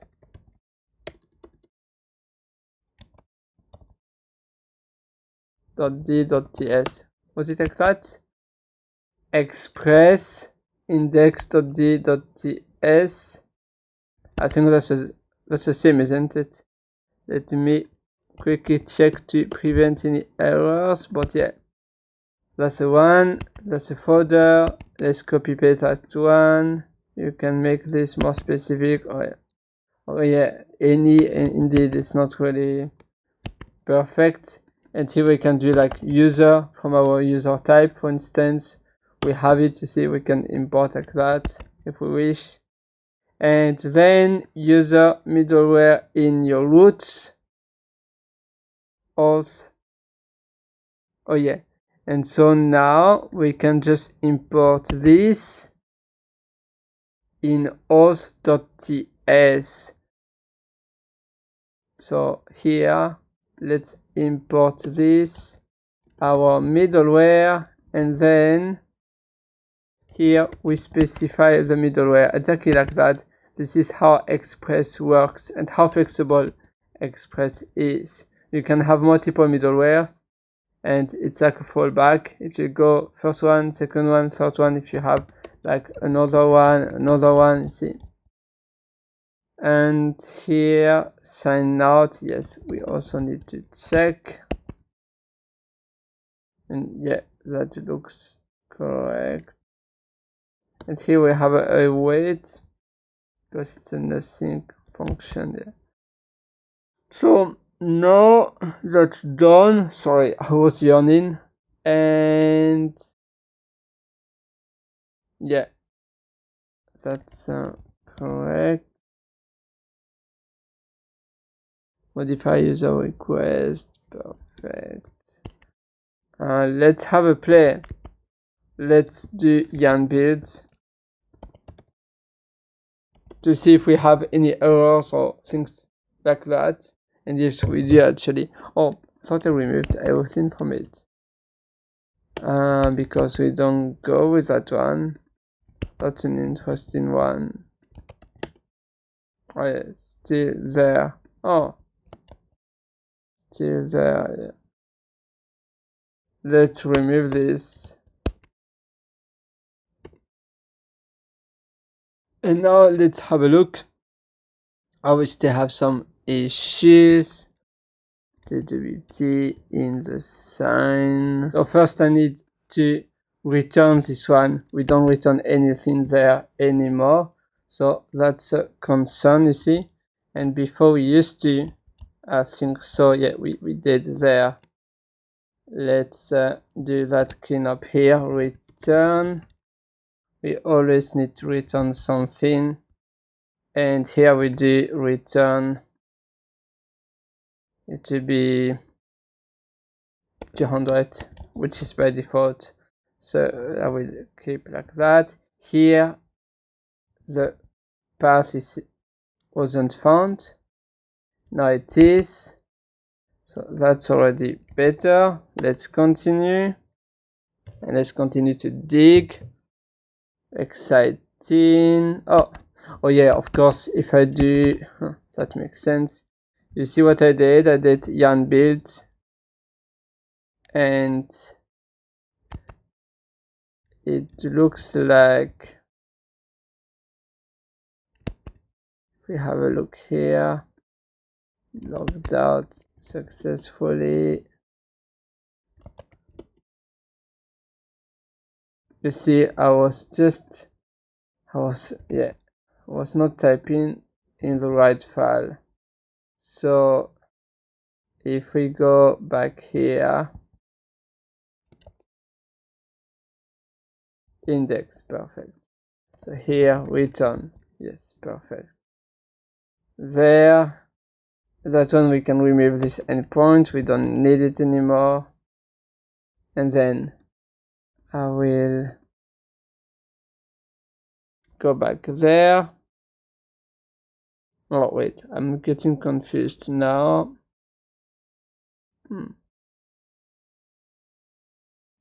Oh yeah, that's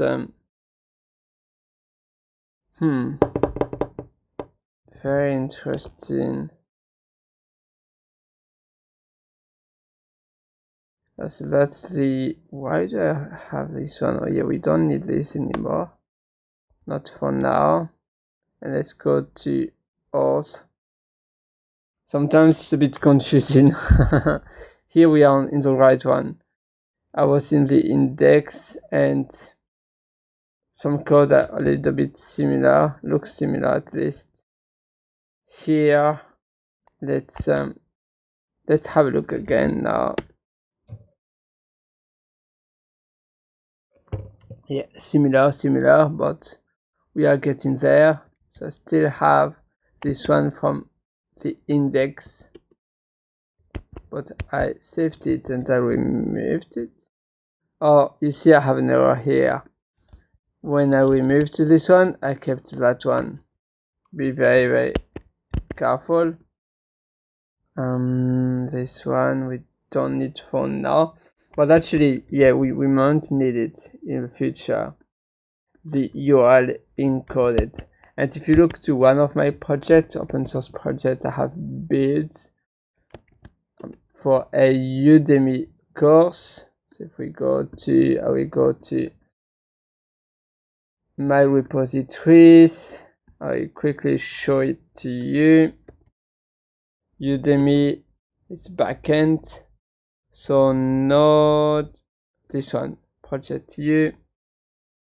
And if we go to SRC, and there, where was it? Server, I think it's in server. I mentioned these two, yeah, pass incoming, you see, JSON to the request, and that's very, very important. We do that here, but the other one, URL encoded, we can have it for now. And what I can do is to ChatGPT, Copilot, explain this just to make sure we are on the same path. So again, the Copilot chat is a bit like you speak to your colleague. Oh yeah, this means, yeah, that's when we submit forms and specifically URL encode. It's in build middleware express. Let's keep it for now, but let's see if we may remove it later. I will also add the one I have used before, rate limiter. And rate limiter, I have it here. I will apply the same. But what I will do, I will just add it after config in case we add any config for the rate limiter. And I will install this one. Yarn add. So this a good practice to have this in place. Perfect. And now what I will do, this one at least is done. Let's do yarn builds. Oops. Yeah, no. Yarn builds.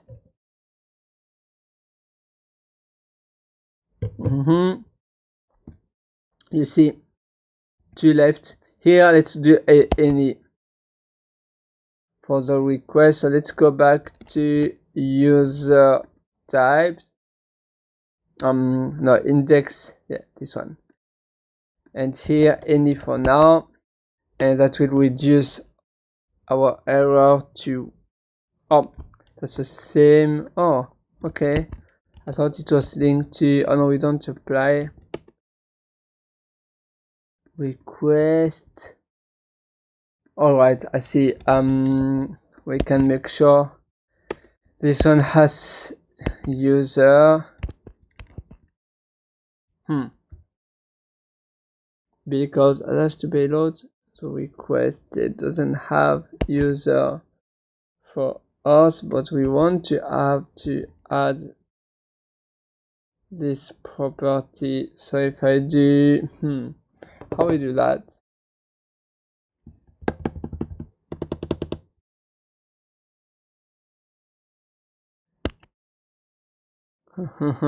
I have seen this a lot before. was not tab.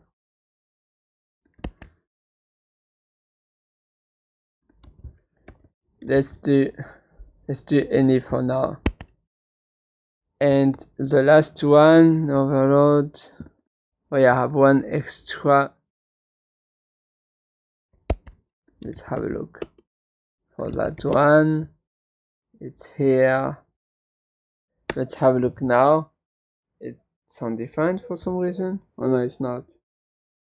That's better at least.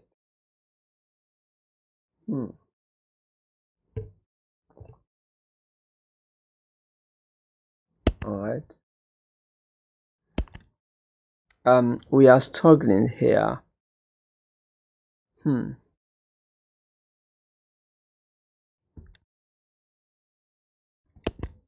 I will quickly paste this error to ChatGPT and let's see what will be the answer to it. Alright, so it gave me something, as you can see, and indeed I did have a catch for that one, because in the middleware where I use this one directly, and if I paste this, since it's different than the auth file, in the auth file I had this one, so I did, like, if it was undefined I would have a string. In the case of our middleware I do as well, but then still this one, it will fail. The way it's set, it's not set properly. So if I use this one now, and if I throw an error in case it's undefined, it's not set, it should fix the error. So if I'm running now, as you can see, I have only one error left, and so we are very close to have it fixed. And again, you can paste the other error to ChatGPT. It will realize, oh yeah, there's another error, I made a typo, here's the solution. And let's see what it gives here this time. So we did fix that one, decode.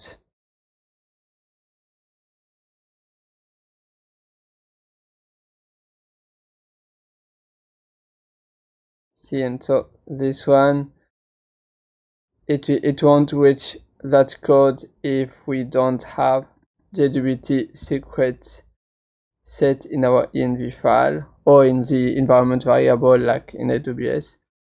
So in this case, it suggests me to change what we have in the type. So if we go in our express type there, global express, it's funny that it gives something different. I will take this one, that's a global declare, we do this user request, oh yeah, global, oh no, it's actually the same. And now let's save that one and let's run again. So as you can see, I'm adding a user type for express, and let's see if it helps. It doesn't help. Right, check again here, express.ts extension.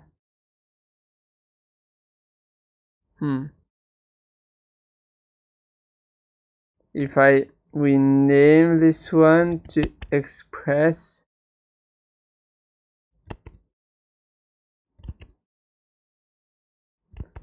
well, it's funny, it does have here, if I just do,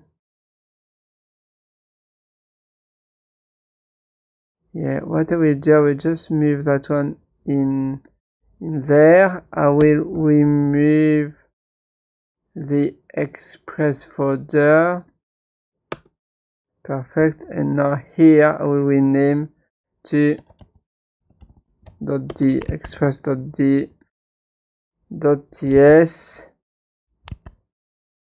Let's quickly Google that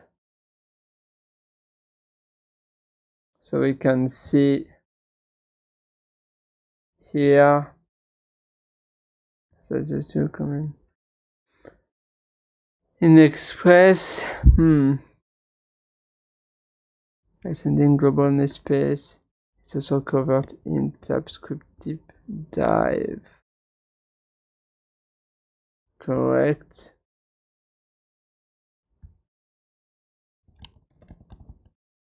This is like a more advanced skill, advanced level for TypeScript. Let's already see if it did help here or not. No, it didn't. Oh yeah, that one. I need to fix the namespace because user. Oh, that should be okay actually. I wonder why it says that it cannot find in there. It should be. Okay. There was probably one file was not saved. That's probably what happened. So now the code is not. So we are very close, and here. Oh yeah, because that's a JWT payload indeed. So again, what we can do is to paste it to ChatGPT. It's just that the type we need also to support the JWT payload type. So very, very close, which is exciting.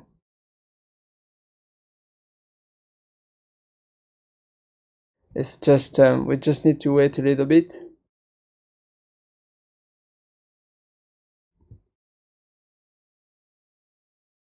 And so here, here we are.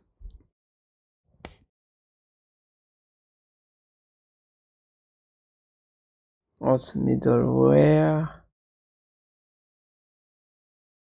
Oh yeah, it will just convert it with the alias.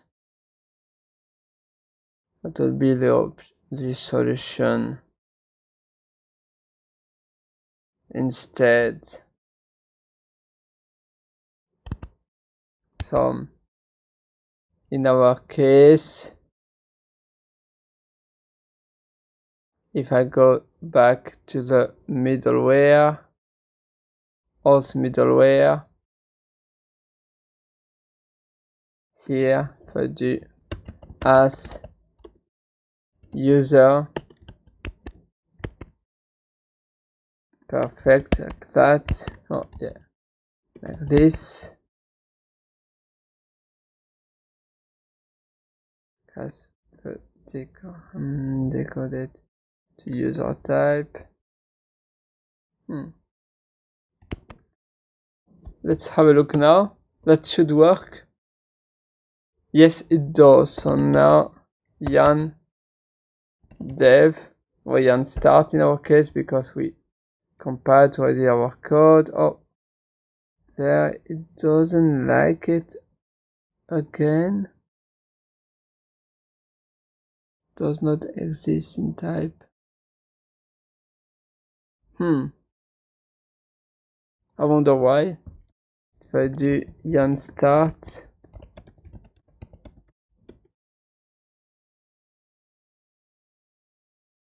so NodeMon didn't like it, but with yarn start we don't have any error. Oh, that's interesting. And if I go here, I'll just paste this quickly. Oh, yes.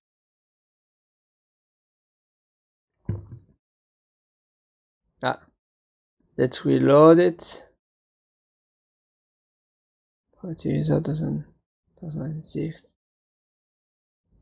Type. Yep. 3. I don't know, again, if you want to learn more, like I said here, like express tsd global namespace extending TypeScript global object in Node.js. It's an interesting advanced topic you can learn about. You can declare no global variable in a module file as declare global, like that. A bit like in PHP, you also have like namespace. If you do namespace, it will be like a global global namespace PHP, and I think it's the same with C#. Most languages supporting namespaces support, I mean, you can create and redeclare something in the global one, like the global. Normally you just need to mention, like this one we say, okay, let's test, and then the global one is above without any namespace. Yeah, global namespace. Of course here we don't do PHP, but I remember at the time I was doing a lot of PHP. You see, that's a global one. Anyway, let's go back to what we were doing here on ChatGPT and what it gave to me. Creating file, yeah, press is what we have. Ensure, or I think that may be the issue. Make sure your tsconfig file is set up to include a custom, and no, it doesn't. Let's go to our tsconfig file. Oh yeah, that's fine actually. Include, yeah. Restart the TypeScript server.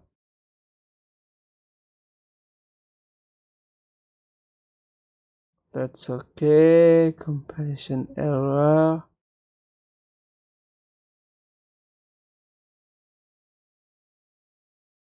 Is in a location that is included in your TypeScript ops. TypeScript compilation, and it does.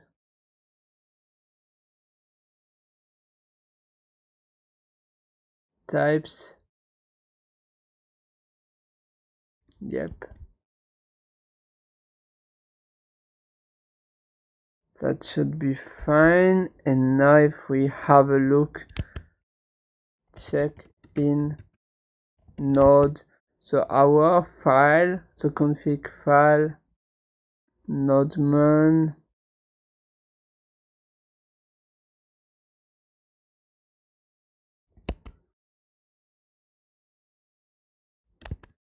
nodeman.json extension. Could it be from there? Let's see. Sometimes you need to ask back ChatGPT and try to question itself. Like we can also ask, oh, can you evaluate what you just gave? Yeah, this is what we have.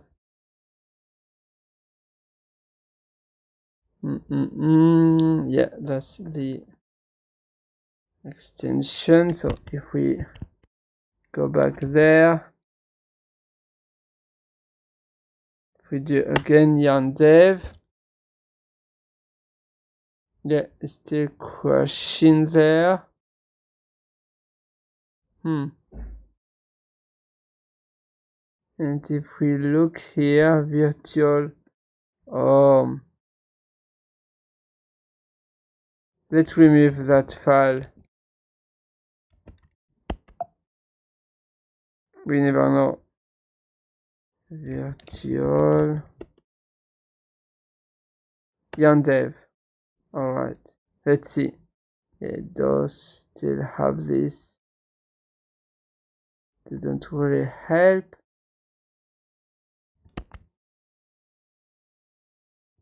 Will still fail. So let's say that NodeMan will still fail, and let's find why. Like NodeMan type express.js.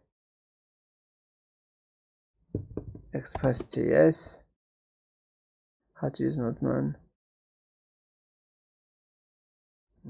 Yep.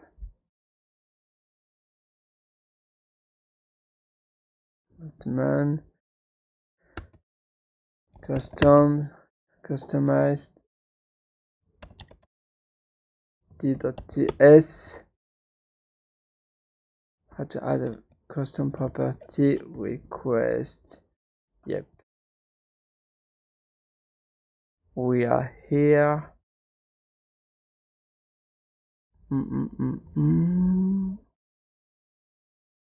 Looks to be similar here.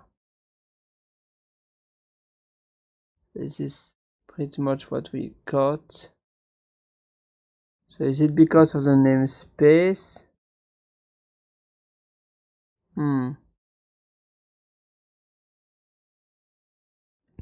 Could it be? At this stage we should have a look and we should try express server static core. Oh, and then its interface request. Oh, I did like that. So if I change this to that, let's see. I'm not really sure that would help, but we don't know until we try. It doesn't. You can see here there's a module global in the file.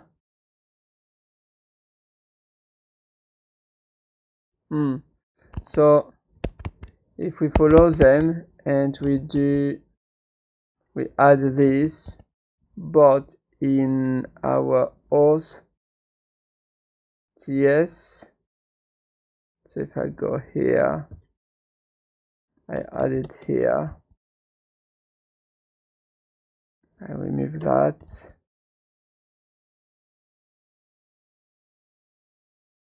Oh no, that's oh yeah, I can have an index after, but that's for later. To be cleaner, see here, I can actually have a index.ts, and in the index.ts I would import the user and user model. User model. Yeah, I will just do user type, and then I would have another import user model from user, and then here I will do a export like that. And now I can simply do in auth.ts, I can simply do that. User, yeah, perfect. And here I can do user. Like this, yes. And that should work. Why it says it doesn't?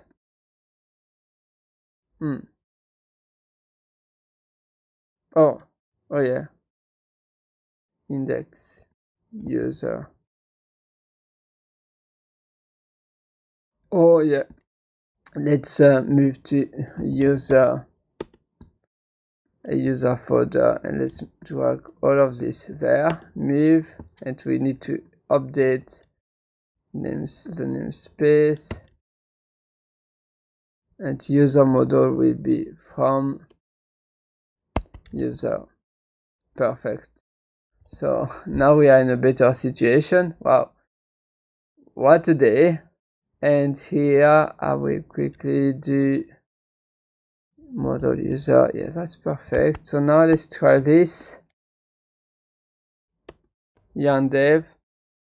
Oh, that did work. Yeah. So I wonder why it doesn't like. I think it's the extension that it doesn't read it. You see. And if I add this here, can we have a array?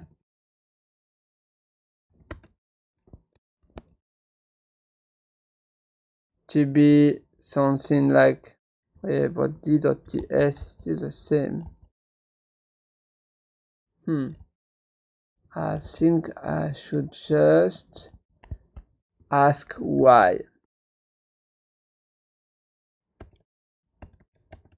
Doesn't seem to support d.ts. And if I do a reset, no. If I do node modules, if I do yarn, because it's in oh, okay, let's do another time, but ignore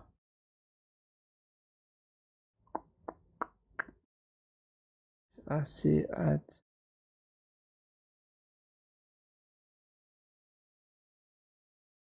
oh yeah, doesn't need to what how to add the express.d.ts to project to be seen by NodeMon. Perfect. So let's have a look here. Express.d.ts, yeah, correct. And in the meantime, apparently here we can add this because it doesn't need to watch them. That's another problem.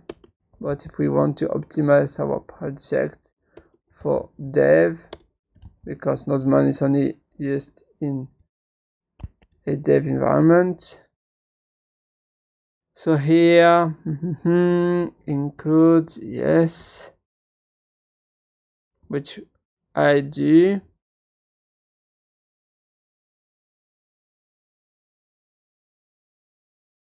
Is that correct?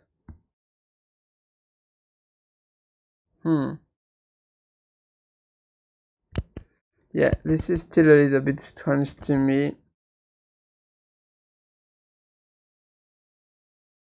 Yarn dev. Oh, I think it's a comment. Yeah. Yarn dev. No, doesn't know about it. A bit annoying, isn't it? And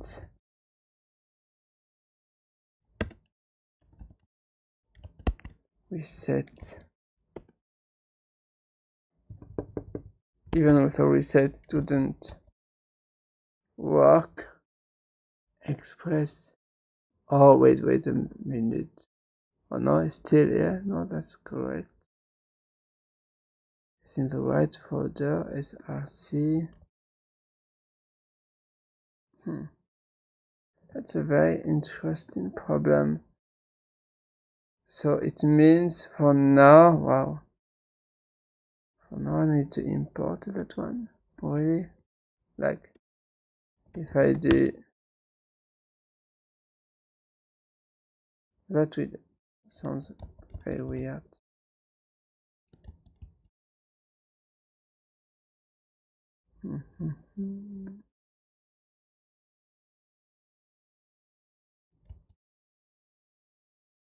Yeah,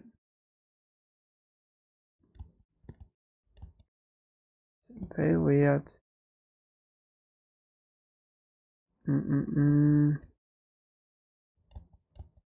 And again, as soon as I add this, it will work. I will do some research, and yeah, you see, now it does work. I will do some research why NodeMon wants this here. Yeah, anyways, we are close.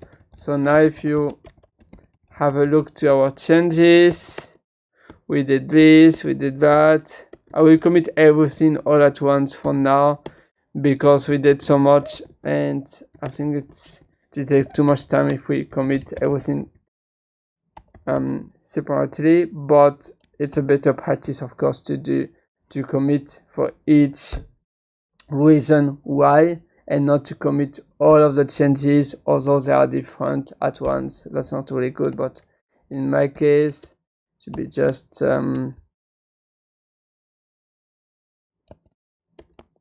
refactoring code and add new user middleware. Perfect. Git push. Awesome. Oh, wait a second. I may have found the issue and the solution for us. Files. If I add it here in the TS config, let's try to do that. So if I go to, I close this, close it here. Let's add files, and I want to add index. Oops. Is it an array? Yes, it's an array. So index, and then it will be types express.d.ts, which is this one. And with that in place, and then we have the index. Yeah, we also add the index like that, which is this one. Let's have a look. If I do yarn dev again, oh, looks better. Wow, you see. But this one I need that one normally, because otherwise automatically it will find, oh yeah, okay, that one is optional. That's a boolean flag. Files ts config documentation. I will quickly go to ChatGPT again. If I add files with express.d there. Oh, I need to mention where inside. Will it get what I mean or not? Because it's inside of the tsconfig.json. Maybe it won't. Oh, it will. Oh, yeah, it does, but yeah, include. So add files explicitly in .ts in tsconfig.json. Oops. And let's see if it will understand what I mean. And yes. Array, yes. Files array. And in the meantime, we can check there the files tsconfig. Yeah, that's the one.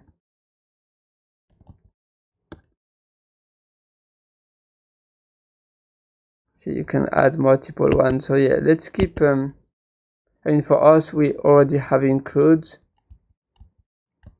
So that's normally enough.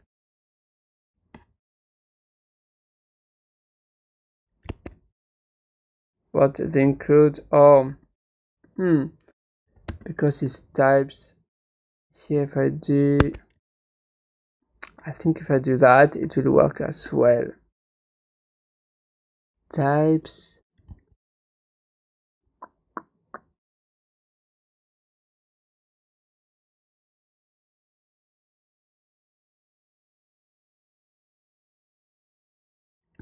Should do.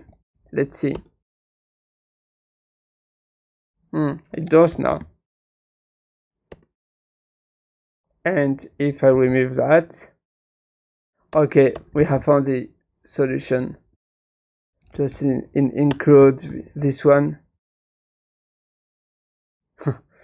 This is more and more confusing. I think it's hard to find it because it caches, because that's actually a folder, so it should be like this because we have the type directly there.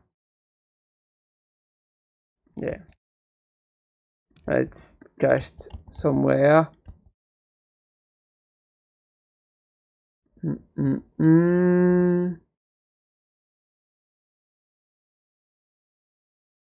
Anyways, let's see there. Includes, you see, so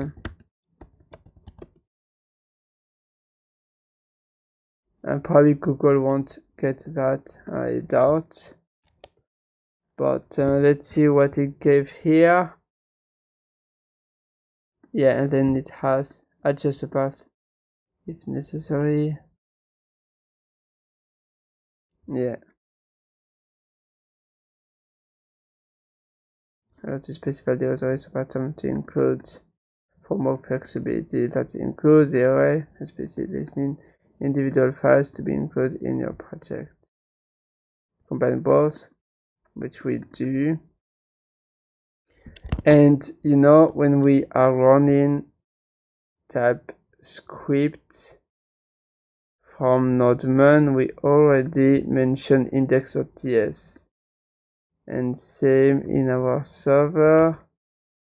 If we do yarn dev, where is the script?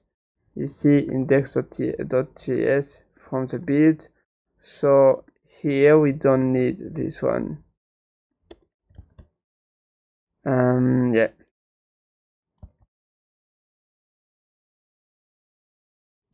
Perfect.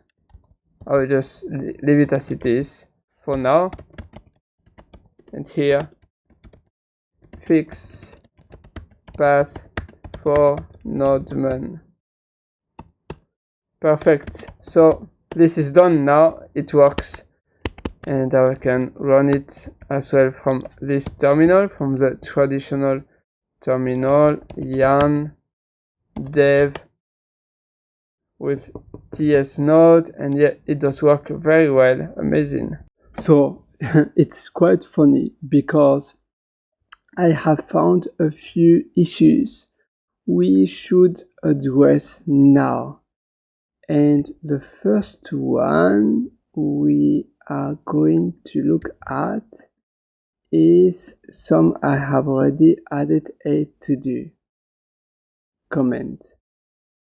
The first one is this one, sign out. I don't think actually on the backend side we should have a sign out. The backend shouldn't really take care of the logout, mostly the front end. It does happen sometimes where in the backend we need to do some changes, but we don't want to store the JWT token because otherwise it's like storing a password, especially if we don't encrypt it, if we don't hash it. It's quite dangerous since anyone who may have access to the database would have access to the plain raw JWT token, and so there might be that hacker might be able to log in as a user as long as that JWT token is valid in the database. So signing out is not removing the JWT token inside of the database if we don't want to store a JWT token inside of the database, and I don't think we want to, especially not during the whole time, the whole duration of the session. Otherwise, we have to generate automatically a new token, which might be more secure. But yeah, here you can see it expires in 1 hour. That's good. So the first thing I want to do, auth middleware as a middleware. That's good. But why for sign up? Sign up, I don't need to be authenticated, so I need to remove that. And the same here, sign in, no, I want to sign in, it's not yet, I don't need to be authenticated for that. However, if I create a new one, which will be edit, so probably profile, and then to be ID, that one, it does make sense. We want to have a middleware, and then we have again async, and then request, and then we would have response and response. This does make sense. And then curly brackets, and for now I can just do a res status. I don't need to return that. It will be fine if I don't return it. And here to be edit, no, maybe not implemented yet. Oops, perfect. What else I want to do? The yarn. The yarn, we have cache here, and I don't want to have the cache there. I'm not sure why yes, that's fine there, but it should be in the git ignore file. So if I go here, git ignore cache, you see it's not there. If I do git status now, because you see all of these have been committed. I will, for now, I won't do a git filter commit. I will just remove, but I will keep it in the git history for now. Remove unwanted yarn / cache. Yes. And I will also take the opportunity to commit everything else, and then it will be add middleware and models. Perfect, it's really generic there, but it's just so we can keep going and we can continue what we are doing. So now cache is removed, and as you can see here, it doesn't have cache. Normally it shouldn't be, otherwise with the exclamation mark it means we want to exclude, so we don't want anything in yarn, but actually these folders we want them. So this is why we have an exclamation mark. It means nothing in yarn folder except these folders we want to have in our staging area. We want to have in our Git repository. Alright, so that's this is done for now. Also, what I wanted to share with you is the bcrypt hash, because you might be a little bit confused here. You see bcrypt hash 1010. What is 10 is the sod. So we have the sod already there. Don't worry, it's secure. We can even have it like 16, a higher number. It will also take more time to process, so the execution will take longer to process that request, but it will be more secure, and it will help us for the brute force attack. And this is exactly the same as doing const salt equals await be quit gen salt 16. That's funny. It doesn't. It should be like this name. I'm not too sure why my ID doesn't show it, but yeah, that's the correct name, and that's exactly the same, you see. And here, generating the salt for our bcrypt hashing. Perfect. And that's exactly the same as doing the shortcut like this. Beautiful, but that way it's more explicit. Let's try to push our code now. So I will do a git push. And let's see, maybe I have done some changes on the Git repo on GitHub already in the meantime. So let me do a git pull first. Oh yeah, this one I will, that's just a matter of configuration. In my case, rebase, I will do rebase false for now. So it will be a git merge. Rebase is good, especially when you're alone on the project, but git merge is easier because rebase you will always rewrite the branch history, and so you will also have to do a git force with lease. So git push force with lease, something like this, and it's not ideal.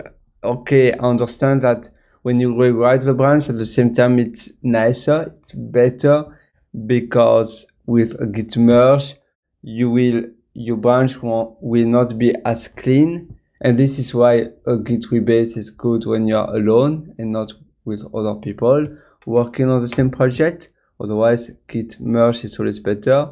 But anyway, I'm doing a git merge now. Yeah, it's just easier. So for git merge, you choose the first option. And you see now, this is what I have done actually in the meantime. The git ignore, we can actually have a look. If we go here, git ignore, this is the new thing I have added. So now I can do a git push, and that should work. Yeah, amazing. We have pushed our latest changes. That's great. As you can see, there are still a lot of changes, a lot of improvements we can do. But what we have done already, it's quite good. I'm already quite happy, to be honest. Yeah, with the models,